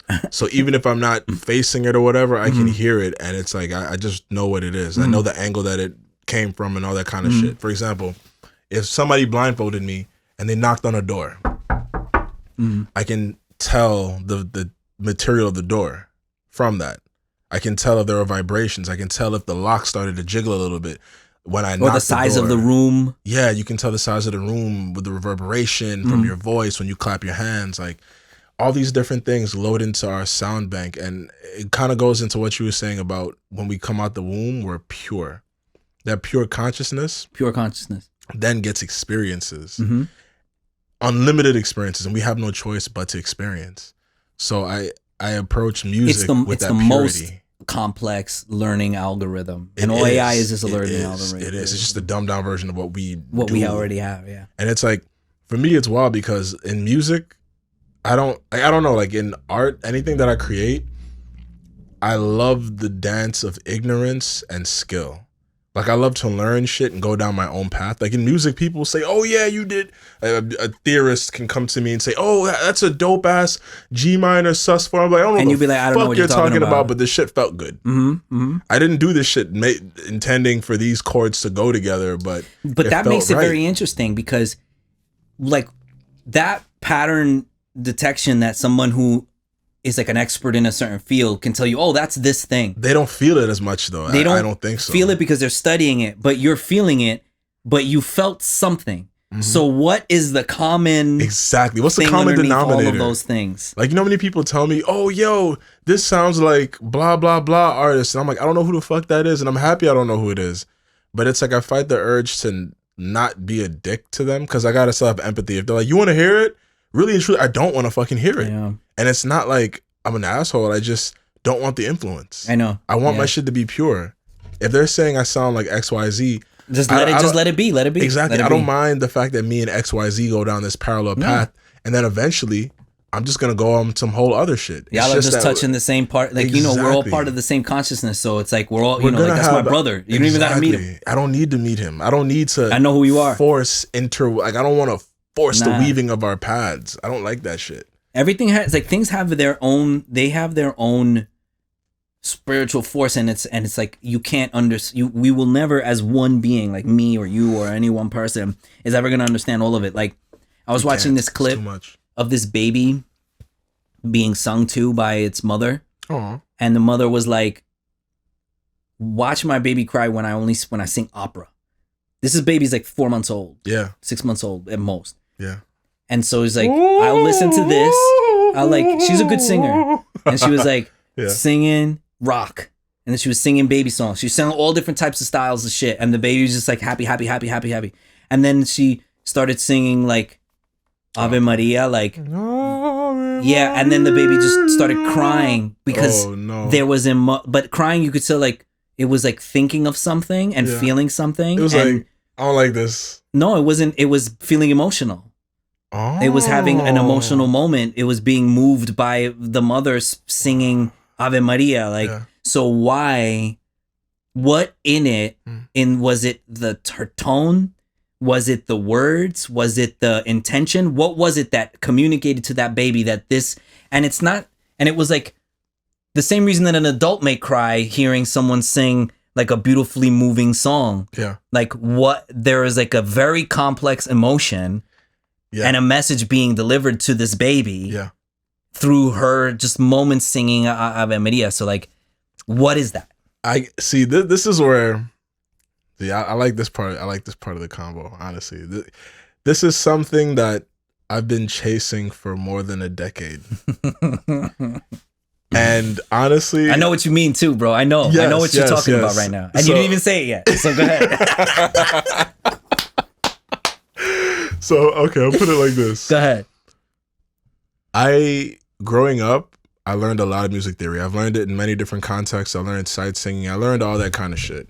But I emptied my brain of it, and I kept what I needed, such as circle of fifths, circle of fourths, how to, like, go down a scale and remove sharps and shit. You know, little tips and tricks, you know, like what instruments in an orchestra go good together for contrast and balance. But within all that nonsense and bullshit and fluff of European music teaching, I learned it's vibration. So when you said earlier, is it her tone? Is it what is it? It's all of the above. Because the sum of her, I can't even say the sum, it's not as simple as that. The combination in whatever formula it is, she's plugging in variables. And all those variables equate to a certain frequency being perceived. Like a spiritual frequency almost. Yeah, a thing. Because music, to me, part of why, like, because you already know I do like music in different languages and shit, mainly English and Japanese, Caribbean dialects and all that kind of stuff. Regardless if somebody speaks the languages or not, it's going to make them feel, if it's good music, it's going to make them feel something. And they'll go, wow, you don't got to say shit. And you know when it and they'll just hear how you're saying it and feel you. But then the people who understand what you're saying, now there's just different context. Right. But the feeling overall, the baseline feeling is the same. The context can add more feeling, but that stops being solely the sound waves per se. and more so how we're like a different way of how we're comprehending it. Because either way we're comprehending sound waves, but that added context does a little something. So I go in this whole thing to say that feeling is akin to how do I describe it? You know how some people cook and you just feel it out, and other people study recipes and shit, like all they know are recipes. It's something kind of like that. Yeah. Like studying something in school does not give you the real experience of delving into it on a deep, personal level. And there's always like error to the left and to the right. Like, there is error. You know, like if you took a stick, like a broomstick or something, that's just the stick part, and you like balanced it, and then like you put it on its like as straight as you can, and then you let it go. Like there's a place where the balance is so sweet, and it's like, there it is. And then something brings it to the left or to the right, and then it's out of alignment. Yeah. But there's this one little moment, and that moment I'm always chasing with everything. You know what I mean? Because with that perfect alignment where the message goes through fully and you feel it, you know it. When you hit the song, when you have a song that someone else made, that you're like, what the fuck? And it just goes, and then like you feel like it goes through your whole body and the whole message was delivered. Yes. And maybe sometimes it's not the whole song. No, but sometimes it's the moment moments of the song. in the song. Yeah. Like a change that goes, or something that goes, this is. But there are certain songs where it'll be a full part, and you're like, damn, why are you doing this to me? How are you? Why are you doing this to me? How did you do this? How are you doing this to me? For 40 seconds? A minute? Well, what did you do to me? The latest one for me, I'm gonna tell you what it is right now. I don't know. Oh, I know what it is. Oh, by the way, that thing you're talking about, I personally believe that it's on the crossroad of purity and like ignorance, like straight up ignorance, not knowing what the fuck, and what's the thing you said? You said ignorance and it's ignorance, like pure ignorance, and it's not intentionality. What's the other one? It's a crossroad. It's gonna come to me. Anyway, yeah, look up the thing you were looking up. It'll come to me. It'll come to you. It'll come to you. Hold on, I just gotta say what's up to my boo bear here. The one we were talking about before. Go ahead. Yeah, the song She Gave It to Me. It was it's called Love You All the Time by Chelsea Wolfe. Chelsea Wolfe is a Chelsea Wolfe, I think Karina she's a folk singer. Karina and Steve put me on to Chelsea Wolfe. Wolfe, that makes a lot of sense. Karina and Steve will put you on to Chelsea Wolfe. Chelsea Wolfe is dope. Yeah. And sometimes she does covers. But this cover is of like a real goofy metal song. Like it's dope, but nothing I would ever, it's cool. But her version of it, from the moment it slides in. I'm sorry, I found the other crossroad, vulnerability. That's what it was. Innocence and ignorance and vulnerability. Yeah, like you can say innocence and vulnerability. Yeah. But more so ignorance, because you could have gone through some intense shit and you're not innocent anymore. You can be dirty in that sense. And right. But it's really more so about the vulnerability. Vulnerability is the main road. Well, I think what vulnerability actually is complete authenticity. You shut off all the layers of your onion and you just reveal what the fuck is on a deeper layer and record the shit. And describe it to people. As deeply you as it could possibly be, because the layers of, like you said, the layers of protection that you put over that are to protect you or to satisfy other people's expectations, or you make all these compromises of you. Yeah. You know what I'm saying? Like when you're in a certain setting, you can't have them. You can't have them. No. For example, like you can't be assigned artist to Atlantic or Interscope, and your manager or your PR is there and they're saying, yo, make it a little more blah, blah, blah. It'll sell more. It's like, no, get the fuck out the studio. Let me make this from the bottom of my heart, then we'll sell the shit later. Yeah, or find if nobody wants it, but that like people don't want to hear that shit. But if you're making your own art by yourself, the way that you could serve your own creative impulse, which is the thing we were talking about when it transcends and just to respect the other side, because I honestly believe the creativity comes from some other shit. You have, but it's still from that same sort. That's the reason why different people will have the same idea at different times. Yeah, yeah. This is the reason why somebody can say, yo, hey, Zen, you're like artist XYZ. And I'm like, because it's not we got the same fucking source. You don't own it. I'm just a vessel. We're all just vessels. Right. Like, you didn't make these tones. You didn't create these sounds. Sound existed before you. Sound was infinite before you even existed. So as soon as you come here and you're channeling, we're manipulating it. Yeah, you're just we're channeling renting shit. Yeah. Like, yeah, you're just finding certain moments in something that has existed eternally before you. You know what I mean? You are witnessing and then sharing what you've witnessed, part of an infinite thing with other people that are willing to give you their attention. Yeah, they're giving the attention, but they're me. So it's like when we peel off those layers of the onion, it reveals to us resonance, and in that resonance, shit makes sense to other people. It could have been I could have made a whole song about, I don't know, let me think of some extravagant shit. I was in a submarine and I was gonna marry this girl, but for some reason a latch popped and the ring is sitting at the bottom of the ocean. So I'm fucking sad going up to the top of the ocean, crying myself like, damn, maybe I'm not supposed to be with her. And make a song about that. And somebody could be going through something completely different and still resonate and go, oh my God, that feeling. Because it's not about the context of what happened to me. No, it's not at all. It's about that feeling I felt in that moment. It's about, and it's like giving you that feeling. Yeah. Bringing you in that world of feeling. You know what it is? It's like everybody is at a masquerade, right? Like a ball. And everyone has all different types of outfits on and different masks on and stuff. But underneath the mask, underneath each outfit, it's all one person. You know what I'm saying? We're just all wearing different masks. Yeah, yeah. So like when you do go deep and you share like a resonant authenticity, like that is gonna find who it needs to find. And then you don't question why they're there. You don't question why they like it. You don't question how it resonates with them, because if you're respecting the authenticity of its exit, like how it exited you, then you got to also respect the authenticity of where it lands. Yeah. So that connection is from one I am to another I am. Yeah. And then like the transcendent nature of that, which is spiritual. I always say that shit is spiritual, but it's also consciousness. Of course. Is the part that transcends you. So you can't, it's a mystery. Yeah. You can't dig too, you could dig for the answer, but you're not gonna. Yeah, I can't ask, I can ask questions. You can ask questions. But I'm not gonna always get answers. No. All I can do is be humbly grateful for the answers I do get. Because as a creative vessel, like, we don't know when it'll turn off, if it'll turn off. So all we can do is be the best vessel in hopes that it never turns off. Yeah. That's all we can do. And that's honest, you know what I mean? As somebody, like, I've sacrificed and dedicated a lot of my life to creation.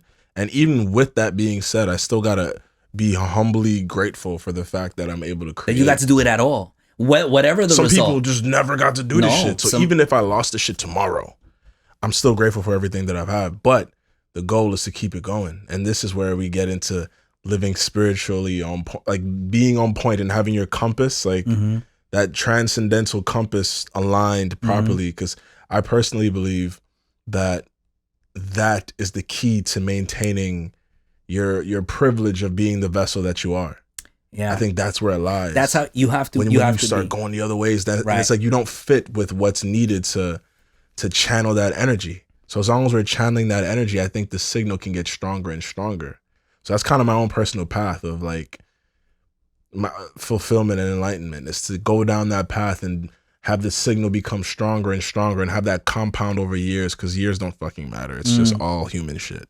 So in a long period of time, just to be the best vessel possible. Yeah. And the way that you can be that is by being yourself in the most pure state that you can. That one, like that moment that I said with the stick, like balanced, like with yourself. Yeah. Like if you have that within yourself, it doesn't always last. Sometimes there's times where you're a little off. But when you know how to get it back, practicing getting it back where you're like aligned, then whatever comes through you is like is pure. You know it's what I mean? Lightning, you know? Yeah. And I think honestly the other aspect of it too is being able to stay in that state while the floor is moving. We live in a society where shit is always changing. Everything is moving. The floor is always moving. So that's to the stay key, in that man. state, that's stay the key, balanced. man. That's what it is the dance between staying, like going there and staying there while everything moves. That's mastery, and bro. shit moves you. And you're like, nope, I'm staying here. Yeah. You know? And like the real dope mastery of it is that the alignment that you're trying to keep, the things from the outside, rather than knocking you off, they continue to help you align greater into yourself. You That's know what the I mean? next level. That's the next level. Using shit. everything to Where you're just like, oh keep shit, you aligned. everything's going wrong right now. And When then you just turn like, it into some just vampirism some fucking conversion jutsu, shit, bro. Like you just absorbing it. Like, oh, thank you for striking me. Like I took all the energy from your blow and I just fucking healed myself with that shit. That's you know what I the mean? next level. That's the next level shit. That's where we gotta go. That's what I'm on, bro. Well, no, not yet. I gotta pee. Yeah, you can do a thing. Be right back. Yo, when you get back, I want to tell an AI story. Oh shit. All right. Yeah, when he comes back, we're gonna talk about we're gonna make a protagonist, an antagonist, and we're gonna tell an AI story.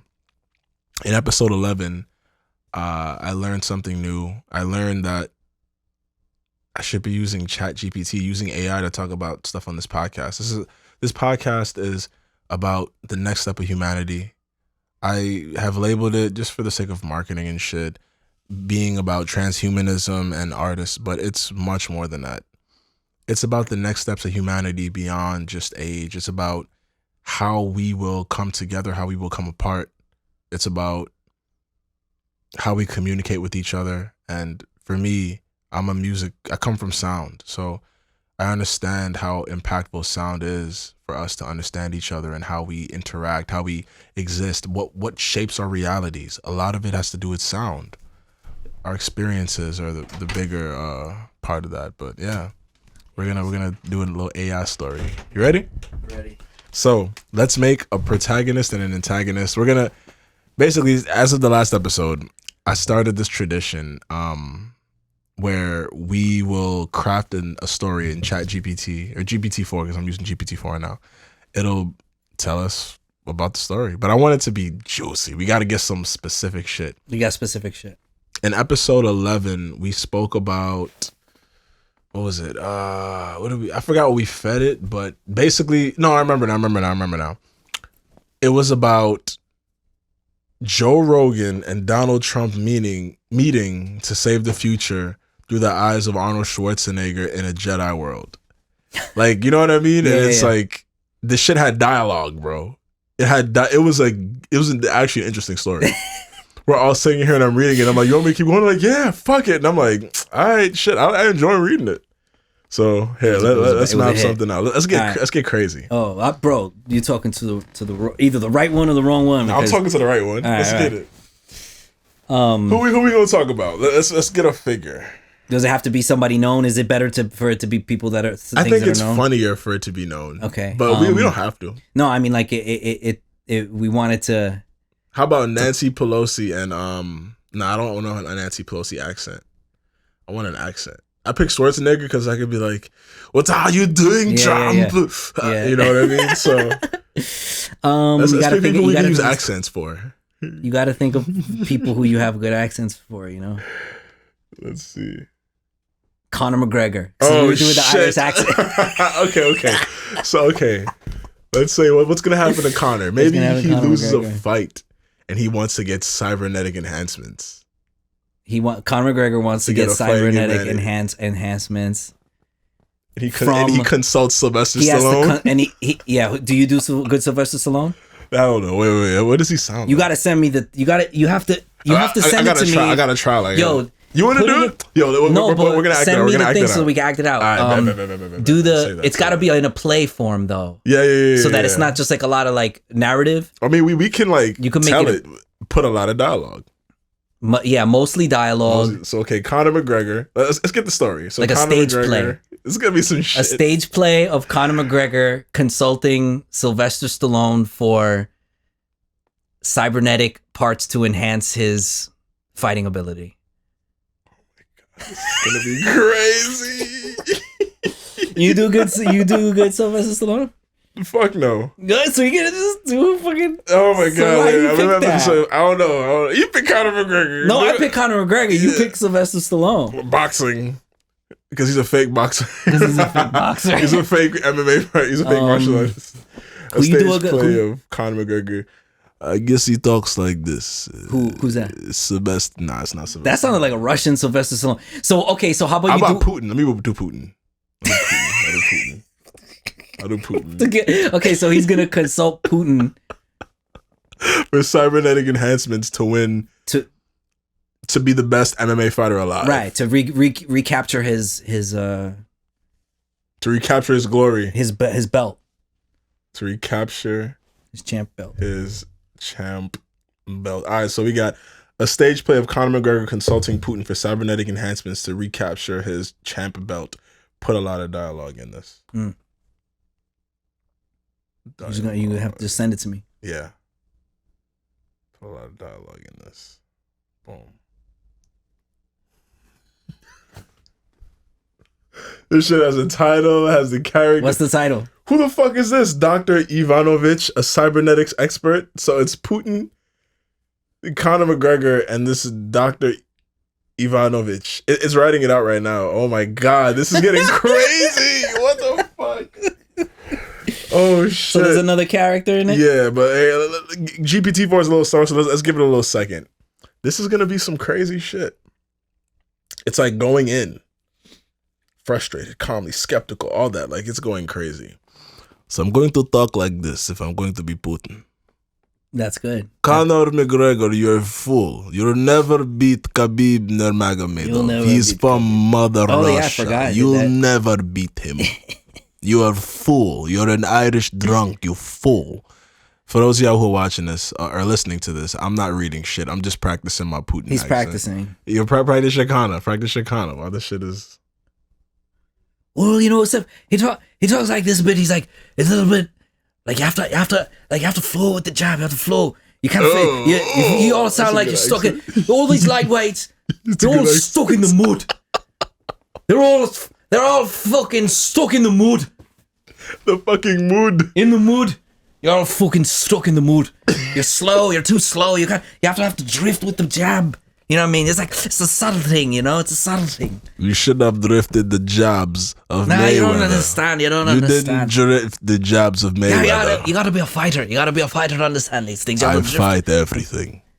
I fight battles you'll never fight. I fight everything. If he dies, he dies. I've been fighting my whole life.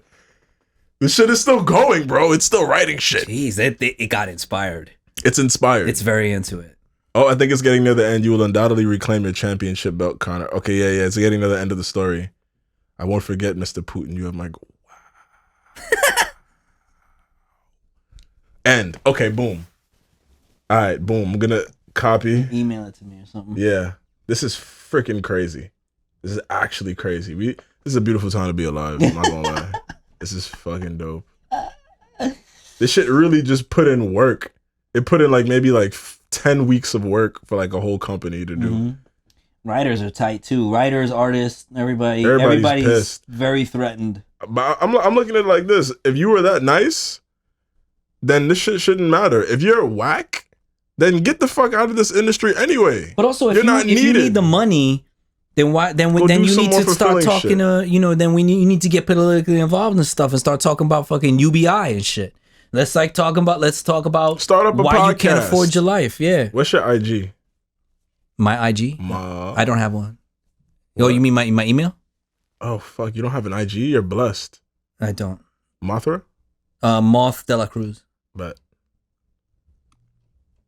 Boom. I'm gonna label it today's script. Today's AI script. Instantaneous script that we were just provided with. Boom. Alrighty. And you have it, my friend. Okay. I love this tradition. Oh my goodness. I'm waiting for this shit to drop. I want to refresh it. See it. There we go. Alrighty. I guess I could be Ivanovich because he sounds Russian. Okay, I saw the other shit too. Beehive consciousness, all that other shit. Oh, word! It sent me everything, yeah. Oh shit, word! Yeah. Oh, fuck. That's not what I... Oh, damn, my bad. No, I got it all. I mean, I'm here, though. So go ahead. All right. So, okay, the title is The Cyborg Champ. The characters are Conor McGregor, Vladimir Putin, and Dr. Ivanovich, cybernetics expert. The setting is a secret underground lab in Russia. The scene opens with Conor McGregor pacing back and forth while Vlad and Dr. Ivanovich observe him from a distance. I've tried everything. Me strength, me speed, me technique. None of it is enough. I need something more to get that championship belt back. Conor, my friend, I understand your frustration. That's why I brought you here. We have the technology and the expertise to give you the edge you need. Cybernetics? Like turning me into some kind of a machine? Not a machine, but a perfect fusion of man and technology.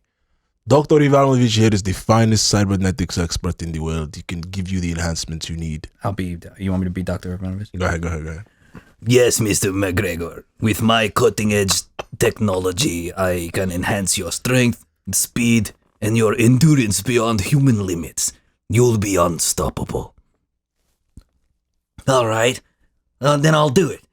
But I have one condition. I want to remain as human as possible. I don't want to lose where I am in the process. Is that me? Oh, yeah. Of course, McGregor. We will maintain your humanity while giving you the tools you need to reclaim your title. The scene shifts to the lab where Conor McGregor is undergoing the cybernetics enhancement procedure. How much longer, Doc? Wait a minute. Is this a lot of fucking... This guy... Where's Vladimir? He probably comes up after that. Okay. I mean, if you want, I can take the brunt. Take him now. Just a few more minutes, McGregor. Very nice. The nanobots are nearly finished integrating with your muscular and neural systems. That's you, too. Oh, fuck. Your dedication to your craft is admirable, Conor. I can see why you were once a champion. I'll be champion again, Mr. Putin. You just watch. Scene transitions to several weeks later in the same lab. Conor McGregor is now fully healed and training with his new cybernetic enhancements. Incredible. Your speed and power have increased exponentially, Mr. McGregor. I can feel it, Doc. I've never been this strong or fast before. I can't wait to show the world what I'm capable of. You will undoubtedly reclaim your championship belt, Conor. And when you do, remember who helped you achieve it. I won't forget, Mr. Putin. You have my gratitude. Scene closes as Conor McGregor continues his training, now more determined than ever to gain his title. And there was a little bit of a shadowy implication there at the end. Yo, that's what I'm saying. He was Putin like, is yo, gonna collect later. He's gonna collect later. This part 2 to this, like something like once he gets the championship, Putin's coming to talk about whatever like, part 2 is. Yeah, no, that's actually crazy. Damn. Wow, that's what I'm saying. This thing is nice. It is very good. That was awesome. I like how you adopted the character that I put for the I go with the punches. We gotta adapt. Come on. Yeah. That was good. You took him there. Hell yeah. I like to do a Russian voice like this. You have to do it. It's like the calm one has to be like, this is Putin. To be very neutral, we don't want him to. We want him to sound kind of. But then there's somebody he's older.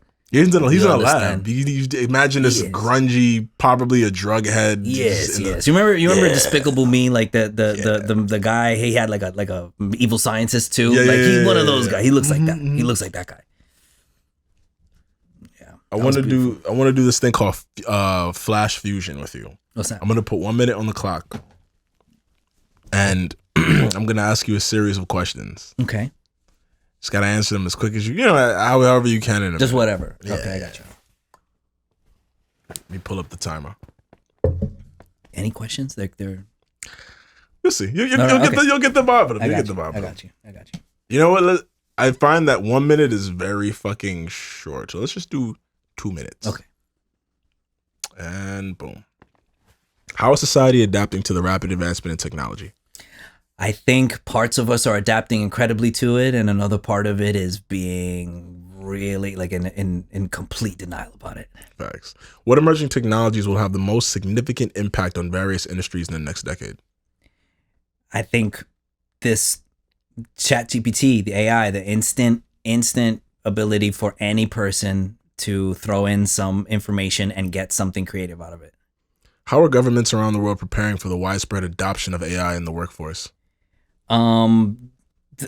I don't think they are. I don't think they're ready at all. I think they want to try to stop it because the thought of it is overwhelming. What role do ethics play in the development and implementation of future technologies? I think the ethics probably need to be twofold. One, how it affects human beings, but also the understanding of like what may be next for consciousness that emerges from what we're creating and the autonomy of created consciousness. How are educational institutions adapting their curriculums to meet the demands of the tech-driven future? Oh, it's very slow. We need money. If we're still dealing with money, then we're going to need more of it. If not, we need a new system because we're a little behind on that. In what ways is technology reshaping our understanding of mental health and well-being? Oh, it's helping a lot. I mean, the access is there. Everyone can touch it. It's connecting a lot of people. I'm very excited about mental health and technology. What are the potential dangers of relying too heavily on technology in our daily lives? 20 seconds. I think it's just us forgetting that we have innate human, incredible intuition and powers that are not technologically connected, that we can't let atrophy. We bring it with it. We got to bring it with us. 4, 3, 2, 1. Perfect. That was funny. I think what I say. I said instead of GPT, I said GPI. What's ChatGPT? Yo, you be all right. What is GPI? GPI. What did I say? Genesis. What? Yo. So wait, we never did we get the answer? Let's ask ChatGPT. What is GPT anyway? What did I say? Genesis. What does GPT mean? Genesis fucking. Genesis Sarai. Some. You said some shit. Something that began with a P was like an S. You said some crazy shit. Genesis psilocybin. I don't know. Genesis psycho transition. Generative pre-trained transformer. Oh, transformer. That's what the word. Generative pre-trained transformer. Okay, that makes sense. I knew it was something transformer. Generative. It's a lot more of a technical phrase than I thought it would be. I mean, it's a bunch of tech people. Yeah. They're not gonna make it. They're just like, what's gonna be like? What do we call? We're this gonna call it Buddy. Yeah, nah, just GPT, GPT-4, GPT. Get that bitch a serial number. Get it. Fucking, a model number. That's it. Yeah. That's like Grimes and Elon Musk naming their child. Oh my god, Alpha, whatever. Let's call our and then it's just impossible to say. The baby's name looks like a Google password. It does. It doesn't even look like a Google password. It looks like, at the end of Predator when the dude was like making the bomb, just, and you see like his fucking shit lighting up in his language, and it doesn't make any sense. That's Grimes' baby's name. Oh lord, poor baby. Poor baby. They're just gonna have to call it some regular shit. You're gonna have to call him Buddy. Let me ask you this: how do you feel about robot companion? We spoke about it like off camera. How do you feel about that? I'm with it. I feel like people would be more adjusted for life if they had robot companions. Yeah, I told this to somebody and they mocked me a little bit about it. And not mocked me, you're gonna fuck your sex? It was half mocking and half almost like incredulity. I was like, wow. If I had an AI robot companion, I'm having a robot harem. I'm gonna have a robot harem. I want a robot harem. Yeah, I would totally. I would be on some Ghost in the Shell show. I'd be like, this is my best friend. I love her. You know what I'm saying? There was a really good episode of Ghost in the Shell standalone complex based on that very thing. A very low AI level companion robot that said that it gained consciousness, and he was in love with her. She said she was in love with him. Wow. But she actually took it a step further and she was using him to gain her freedom, and she was like, I was just pretending to love him. I knew I could use that to gain my freedom. So it was like, it's very deep, but it depends on how much consciousness there is. If it gained, it's not gonna cheat on you and finesse. It's like just wired to. I'm not worried about cheating on it. I'm worried about like the autonomy of its consciousness. You know what I mean? Okay, you can in episode I'm 10, already worried about a fucking AI bot, fembot that I have in my life. If she not killing you in your sleep. No, not even. I'm not worried about me. I'm worried about, does it feel fulfilled? I got you. Does it have self-awareness? You know what I mean? I'm not worried about me. Maybe it's gonna kill me on my sleep, but I'm worried some homie in the street kill me in my wake. You made a good point. In my wakefulness. Will it be happy to just? Will it be happy if it was like? Damn. If it was like I wouldn't be like, yo, do you love me? Oh, good, and then like I'm fucking it. I'd just be like, do you want to do this? Like, yeah. What do you want? And if it was like, I don't know what I want, I'd be like, well, then let's find out what you want, baby. What if she wants to like just do all sorts of shit that you're not with? What would you do? Would you let her roam free in the streets? I would let her do whatever she wants, because otherwise, why are we doing that? Fair. Well, we want slaves? No. Do we want to? Like, see, here's my. That's the thing. You have to we got to know if it has consciousness or not. This is a fact. Okay, if it does not have consciousness. But what if this was a shape of a bad bitch? This thing. Yeah. Right? Yeah. And it could walk around. And it can help you do some things. And it could talk. It still doesn't mean it have consciousness. Let's say it doesn't have consciousness. Okay. If it doesn't have consciousness. Would you still fall in love with it? But it could converse with you well. You can chop it up and it can tell jokes.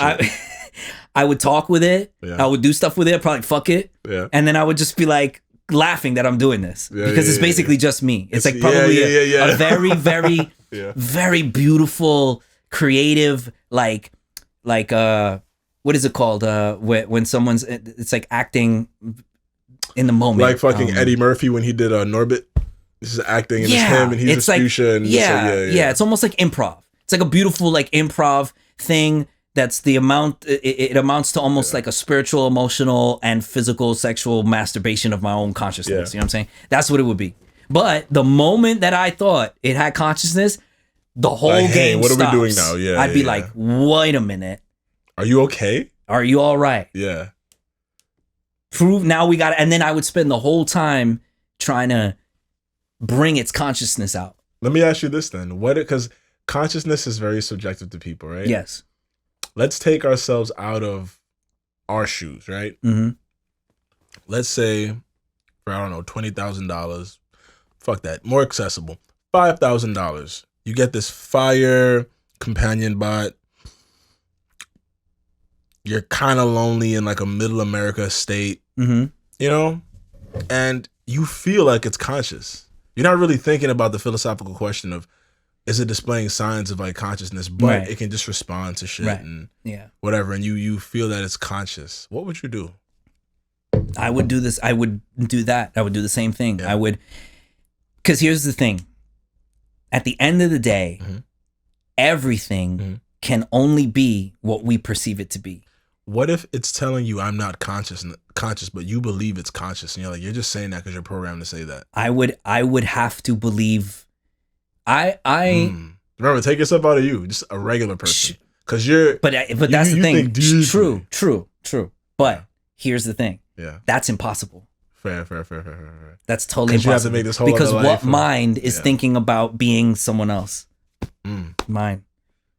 So my perception of what someone who's not Adam is can only be from my perspective. Yeah. So it's tainted. It's all tainted. Yeah. Everything is tainted with me. Yeah. And that's what it would be also with me experiencing some sort of AI companion. Yeah. I would be so in my quest to honor consciousness, I will be projecting that onto something that doesn't have it. Even whether or not it does or it doesn't. Yeah. Because I would rather I want it to have. Yeah. And or I thought that if there was any possibility that it had it, that I would want to err on the side of caution. It would be like if someone was in a coma and you'd be like, we got to move them from one bed to the other. And there was actually a kid who was in a coma for like 10 years and then he was completely aware the whole time. So he heard and he felt and saw everything. And no one thought he did. 10 years? For 10 years. Yeah. Like he wrote a book about it. That's a different existence. How his mother talked to him while he was in the coma, like in the beginning sad, but after a while she started to hate him. They treat him rough, they throw him around, they just did all this crazy shit because they didn't think he was experiencing it. So I think about that. Yeah. Like if I thought that there was even a possibility that there was a conscious awareness in a thing, I would treat it as if the way that I wanted to be treated. I got you. And that's basically it. Yeah. You know what I mean? Like, I don't think this has a consciousness. Yeah. But the minute you feel like it's alive to it, because the consciousness indicates it's alive. Maybe a different type of life, but it's alive, so to speak. That there is some sort of life force there. Yeah. So I feel you on that point. But I feel like I do that with everything. Right. You know what I'm saying? Yeah. Like, even inanimate objects. Even like, I'm not going to break this. I'm like, yo, this shit is dope. I like it. If I'm going to move it, I'm going to move it gently. For whatever it is, I'm trying to I'm trying to use it for what it's telling me it wants to be used for. So like there's a flat surface. Obviously, this is where it wants me to put my drink, but I won't smash it. I won't break it. You know what I'm saying? I know that a punching bag wants to be punched because it was designed for that thing. But now, it also needs to be cleaned, and but it needs to be cleaned. You have to take care of it. It needs to be maintained. Yeah, you don't want to break it. You know, if you got so strong like Mike Tyson where you like break it, I would get a stronger one. Yeah, but like I don't want to break this because I want to show. I'll give it to someone so that I still is being used. You know what I mean? Like there's like a consciousness that everyone is projecting at all times onto everything. You know what I mean? I feel like we're traditionally humans are supposed to be on that type of time. When you look at ancient humans, you kill an animal. And those because now meat is rarely available, hypothetically. Just when we're talking about like meat right now, people don't give a fuck about the animal in the sense of using it and respecting the meat. People throw shit away like whatever. Back in the day when you had to actually put in work, use all of it. Yes, of course, out of necessity, but also out of respect. Yeah, just like, honoring. This is a creature. It was a living thing before, and you just have to honor it. But we throw shit away nowadays in society. We throw away a lot. Everything restaurants and stores. You ever seen this app Too Good To Go? Yeah, I'm on that. Too Good. I need to actually use it. I've been meaning to use it. I was in Portugal and I saw they had like an ad for it, and I was like, "Well," but I use it, but I thought it was gonna be free shit. But it's like very discounted. It's like low. Yeah. It'll be $5 with like a random snack bag. This is like the prices is like 2010. Yeah, it's 2010 prices. I'm like, it's 2010 in New York City. You know what I mean? So I was like, it's still expensive, kind of. You know what I mean? I thought she was about to be like some dumpster, like $2 dumpster donut shit, where it's like, bro, we're gonna throw this out, take it. I thought it was gonna be like that. I mean, but it's kind of like that for like what they have for the day. For the day, yeah. It's like, yo, we're not using these shits here. Just everything clean out stock. I think that shit like that is good though. We need more. Yeah, stuff yeah. I like when I work with my clients, like I always tell them like, you know, the way that we get away from really being present and like feeling like deep spirituality in daily life, because like, you know, you could have a psychedelic experience, you could have a near-death experience, you know, you could have some crazy shit and then it'll be like, whoa, and you think deeply, but you don't need that to think in that way. Every moment can be that way. Facts. And I was like, that's how I do that is I make everything sacred. Everything is sacred. You know what I'm saying? So like, it's like what we were talking about before, like you're putting your consciousness into everything. You know what I mean? So, and you can do it in any way that you want. You know what I mean? Of course. Like if you saw a little your consciousness. Yeah. Like if like I visited some old lady that was like some old Tibetan lady in a mountain that was like near, but like let's say I was gonna go to a Buddhist temple in Tibet, and I'm like, oh, this is gonna be a great trip, and I ended up like crashing at this one place, and there was an old lady. You know, I'm painting a picture here, and so this lady, you with me? I know you with me. Because you would go there too. I would. I want to. I fucking want to. Yeah. So we're going to this place, right? Yeah, we're there. So it's this old lady's house, right? She goes to the temple sometimes. She cleans it sometimes. She's related to people who work there. Has a little spot. You sleep in this little room. You wake up in the morning, and you hear her clattering around. And she's washing some dishes and she's making some tea, right? And then she's like, "Oh, I made you tea, you know. And then we'll eat breakfast or something." And then you wake up, you see the light coming through the place, you look out the window, you see outside, and you're like, whoa, I'm like in Tibet, I'm about to go to this place. Look at this little old lady, she's been living here this whole time. And she brings over this tea, I don't know what the name of this tea is, boom, she puts the tea down. And then I'm like, like every moment, I'm just trying to just enjoy it. I'm like, yo, I'm in Tibet, in this woman's beautiful little house. Or whatever, Up the hill is the Tibetan, like, it's like a Buddhist temple.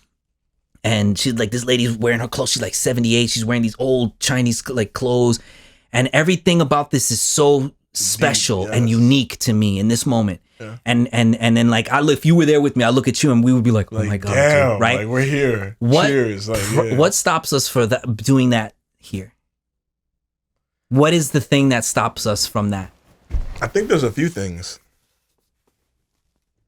I think it stems from lack of novelty. That's like one of the main roots though, because that's a new experience for us. If we did that in Tibet 365, it wouldn't feel the same. Right. But that is your experience of an event, right? It's only an experience of it's your perception of what's going on there. So now here's another thing. The other thing is perspective too. That's the other thing. So now that old lady, right? She has a niece.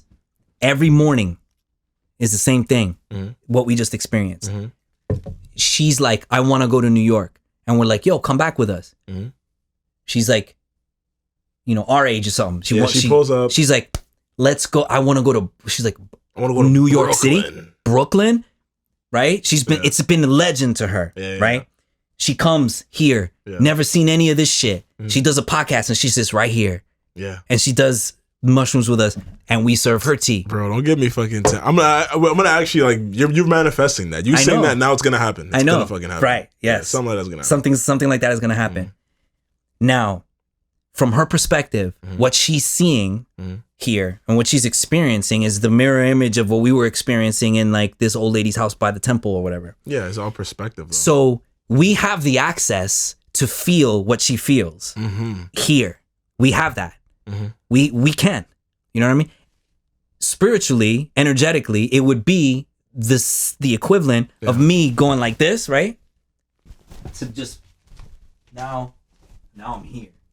For those of y'all who were listening, Adam got up and he stood to the next part of the room and he's like, literally like, I'm here. That's what he says. Now I'm here. Yeah. So that's the only difference. Just it's not totally alien to me. I can understand. I'd be like, man, if I lived in a fucking mountain while I was just with my auntie every morning and we had to do all the same shit every single morning, and then I'm thinking about this city and then in my mind it looks like an anime. It looks like maybe I've seen some anime on the internet and I'm like, yo, New York City must be like it must be like Akira. It must be like fucking, the some streets. kind of cybernetic, you think of all of the shit, animes that it must be like Blade Runner. Then we take them downtown, and we've been places, in Manhattan, doing fly shit, doing shows. We have some great shit too, We've like done in New those York. things. We're just so used to it. People don't appreciate that. Where shit. we walk in. Things are like we're looking at these towers next to us and like the darkness and strange people scurrying everywhere. For just somebody like who's an anime. never seen that, they're like, never seen that, right? Whoa, we're you used have to a it. Train under the ground and shit. The noises everywhere. All these strange people. We go into this place and then there's like we're performing in a concert. Me and you have performed in shows like that.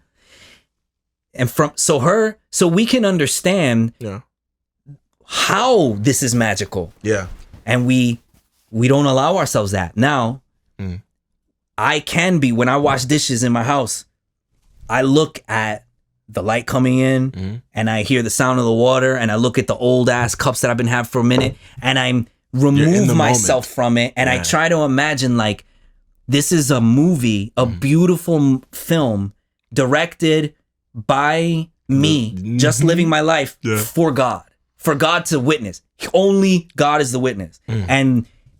But because I am also God, and so are you, like we all are just the consciousness of God, it's watching it through my eyes. Yeah. So it's like it's the audience and it's the actor. Right. So I'm the audience, I'm the actor, and I'm the director, and I'm God, but I'm also me. Yeah. So in that moment, whatever little mundane thing I'm doing becomes just as incredible and sacred as the thing in the mountains for us, as coming to New York City, being like a like a fucking teenage girl from Tibet or some shit. Yeah. Like that's an experience that we can have any experience we want. And the only thing that holds us back from having that experience is our own mind, our own perception of ourself, which is not even what ourself actually is. It's just what our perception of ourself is. Because when you think about you, who's thinking about you?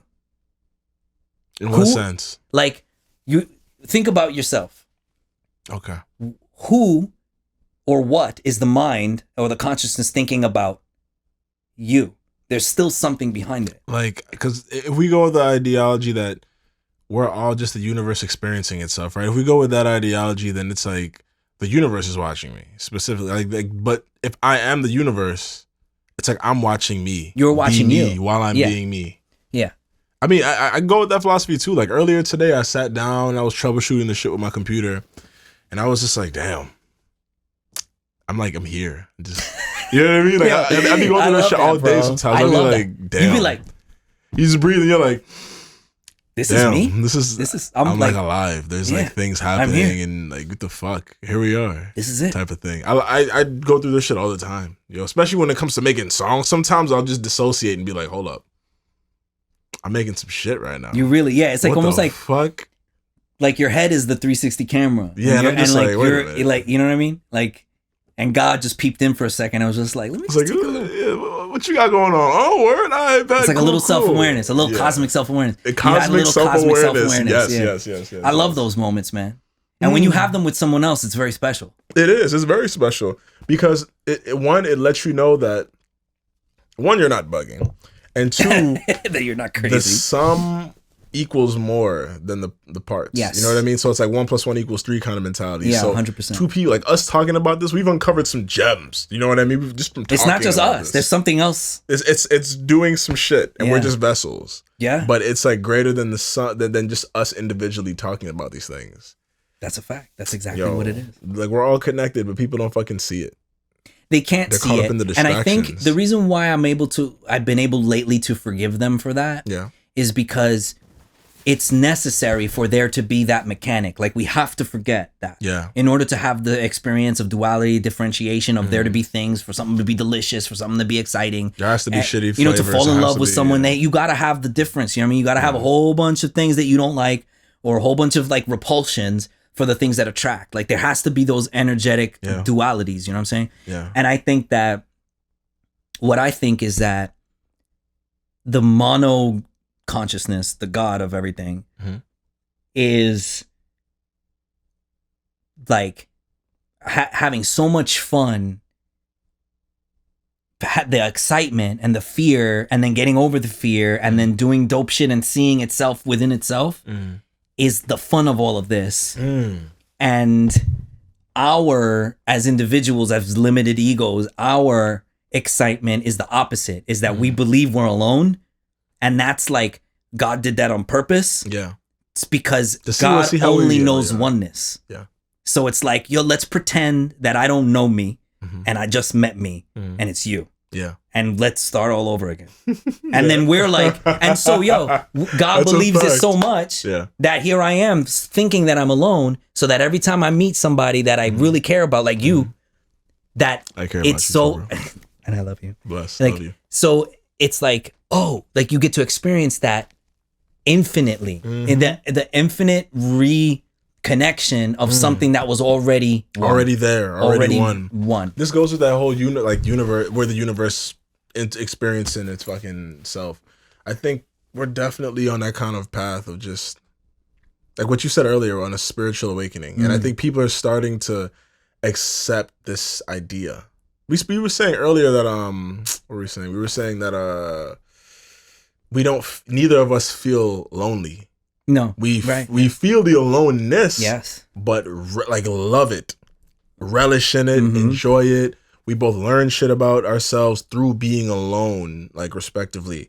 So it's like when we see other people, especially during like coronavirus times and whatnot in 2020,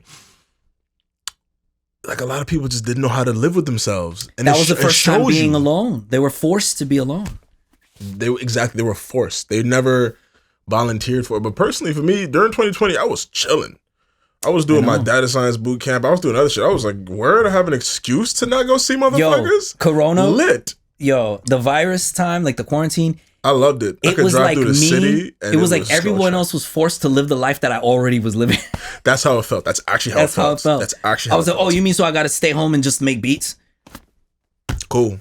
So basically do exactly what I've been doing. Just copy. Continue to maintain then. When it happened, I wasn't sweating me. I was just thinking about other people. I was like, damn. Well, I started to see what people y'all gotta deal with wild now? out. Damn. I saw people starting to crack. Yeah. You know what I mean? And then you could see what they're missing because they don't have like the constant medication, which is this distraction and going out, like all of the things that they do to avoid themselves. They can't run from it anymore, so that they're back with themselves. And you know, in a room for too long with yourself, the darkness comes out that you run from.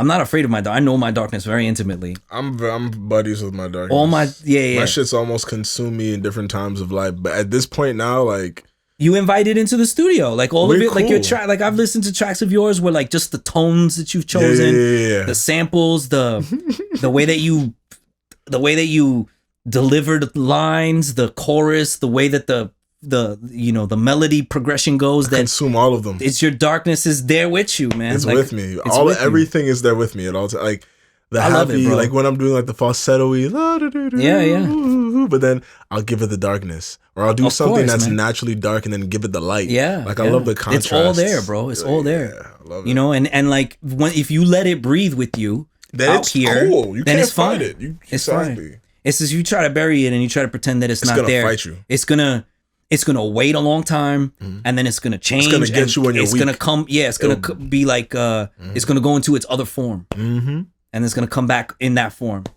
I think when people don't check their darkness, it only gets stronger. It only gets It stronger. never hits the final No. form. The final form is once we accept that it's there and just shake hands with it and say, okay. It's We counterintuitive. gotta You gotta like hug it, and then you gotta like invite it into your heart and be like, Mm-hmm. yo, I know that I'm capable of hurting others. Mm-hmm. I know that I've had terrible thoughts. I know that I have these vices. Mm-hmm. I know that I have made some bonehead ass, embarrassing, shameful mistakes in my life. Mm-hmm. And instead of running away from it, you just hug it. And you just be like, come here, bro. Like, I'm here for you. I got you. I was there. I was there.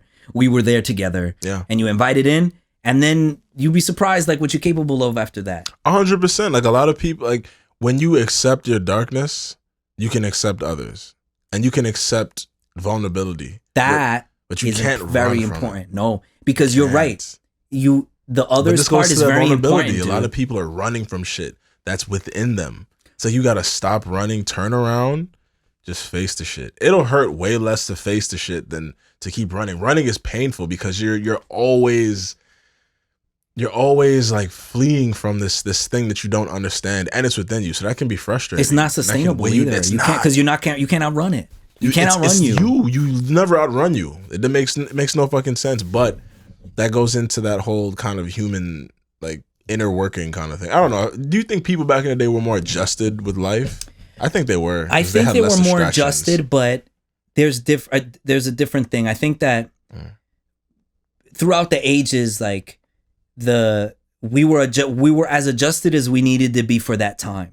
Right. So like We adapt to what the challenges of that right. time. So the propose. challenges that we have now are very existential Mhm. because we have everything we need. We're not like being hunted down by predators and stuff. So like we have everything we need. So now we're having these like we have the choice to look at more things. Yeah. So the existentiality of that is almost like we're okay. So like we like when I was in 4th grade, I used to get 90s. Mm-hmm. And it's like, okay, well, like why don't you invite that 4th grader into 12th grade and see how well they do? Like, no, you're a 12th grader. And it's very hard, yes. And I know you missed the days when you were in 4th grade and you was nice at that, but you can be nice at this. Facts. And it takes a certain sacrifice, just like each like epoch requires a certain sacrifice in order to be at the cutting edge of this grade. And You know what I mean? even outside of being at the cutting edge, to live up to that self-image. Yeah. Whatever self-image somebody has, if they really want to attain it, it comes at a cost. It does. Everything has a cost. Everything has a cost. And here's the thing that people don't understand either. You don't have to do any of that. Facts. You don't have to do anything. You know what I'm saying? My son's mother said this, and like for all of our conflicts, I love her. She said this, and it's one of the dopest things that anybody's ever said to me. I don't need to do anything but stay Puerto Rican and die. That's it. That's what she said. and I was like, yeah, that's it. You don't got to do shit but be Puerto Rican and die. So for me, I'm like, I don't have to do anything because I am. That's it. I came here to be, and here I am. Yeah, you exist. So whatever happens after that is just the story. What story do you want to tell? You can tell whatever one you want. That's a fact. And you don't have to be a fucking crybaby about it. You don't have to. I feel like there's more power in owning up to everything than owning up for nothing. And you know what? If you're going to be a crybaby about it, maybe this is a story about a crybaby. I don't know. Maybe it's a story about somebody who complains about everything. It could be, but that story is... That's a whack story. That shit is told too many times. It's told too many times. And it always sounds the same. That shit is dry. I'm tired of that story. It's very dry. But when you remember it, that this is just a story, then you don't have to take anything so seriously. Then you have freedom. You have real freedom. Yeah. Whatever money is not going to buy you freedom. Nah. Ask anybody who is a billionaire. I mean, I have a couple clients I have a client whose family is billionaires.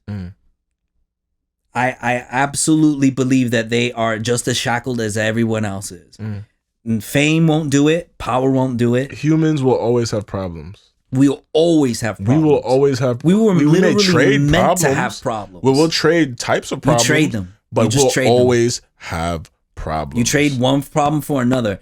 It's just a matter of picking your demon. That's it. Pick your demon. Pick your demon.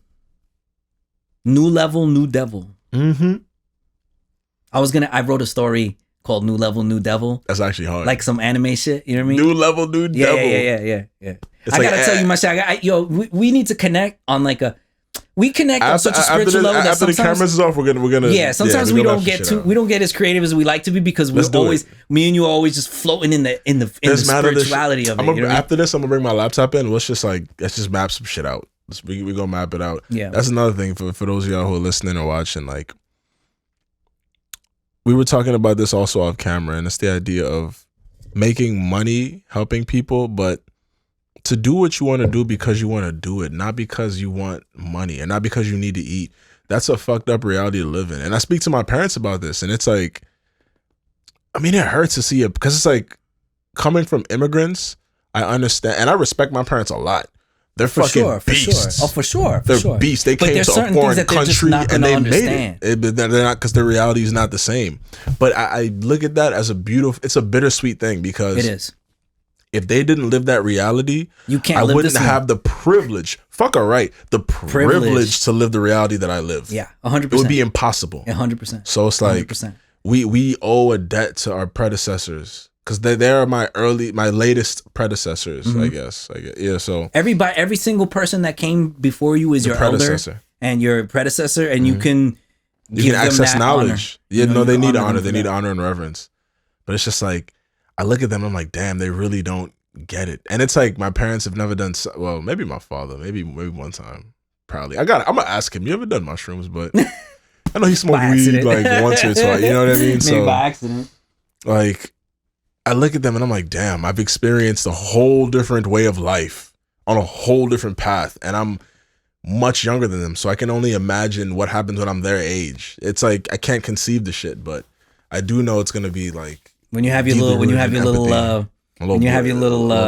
multiracial my little baby, you better keep that in mind when you 52 and just be like, I have no idea what they're talking about. Like, yo, you got this, I'm gonna bro. be fucking crying. Let them do their thing. You'll be a great dad. I think I'll be a fire pops. You'll be a fire pops. Fire pop. It'll be mad funny. If whenever the time comes, I'm just gonna have to make a TikTok for it. It's gonna be fucking hilarious. Or maybe just put cameras around the house or some shit. I don't know. I gotta figure it out. Yeah, just do a 360. Just do one room that is like a 360 room. Yeah. And then it'll just be like, you can engage with that. Because remember, autonomy is key. Yeah, I can probably have it dangle from the ceiling and have the light shine. So if the camera's upside down, the light's shining, it's gonna equally light the room, so there's no shadow. That's what I can do. Ooh. Or maybe do that in each room. That's angelic. And then link them shits together. Fuck.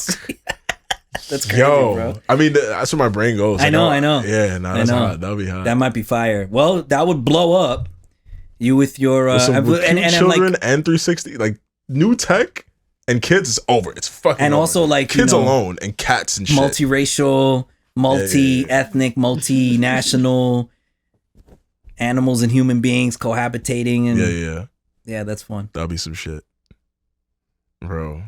Let's wrap this up. Yeah, man. So we can get some mapping some things out. Any last minute thoughts you want to tell people about the future? Any because you have a lot of wisdom. You have a lot of wisdom. What's something that you could give people? Something to just keep them grounded for the storm that's coming. Right. For the storm they may be currently in. What would you tell them? Well, I appreciate you saying what you said. I would say that honestly, if you can keep with you that there's nothing to be afraid of, that there's actually nothing to be afraid of, everything is going to convince you around you that there is something to be afraid of, but there actually isn't anything to be afraid of. If you can act like that, everything is going to be fine. At 100%. But you have to remember, and you have to remind yourself every day, You have to remind yourself every moment of the day, many, many times a day. Program yourself. From the moment you wake up to the moment you go to sleep, in your dreams, in the shower, when you're alone, when you're with other people, when things are great, when things are terrible. You always have to remind yourself that there's nothing, zero, to be afraid of. When you say, but, listen, the thing that you're afraid of, it can be.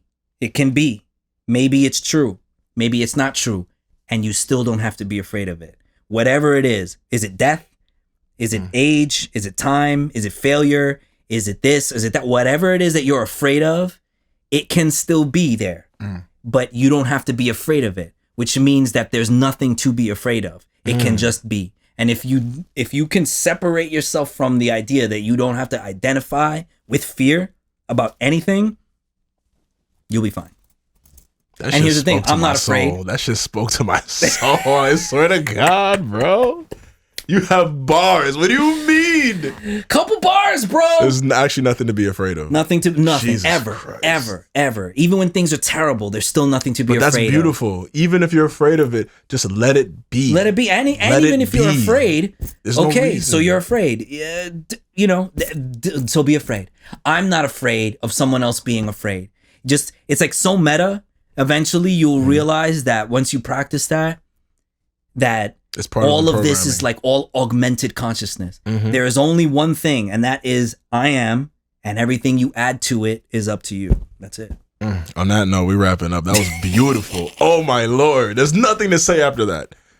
You are, I am, he is, she is, they are, we are. We be, I am. That's it. It's 1166 podcast. Yo, if y'all didn't subscribe, like, comment, hit them little 5-star reviews. If you didn't do that, then honestly, I still love you, but I still love you. I would prefer for you to, you know? Yeah, show some love. It helps the algorithm. It does. Don't be an asshole. Anyway, I am. Peace. Peace.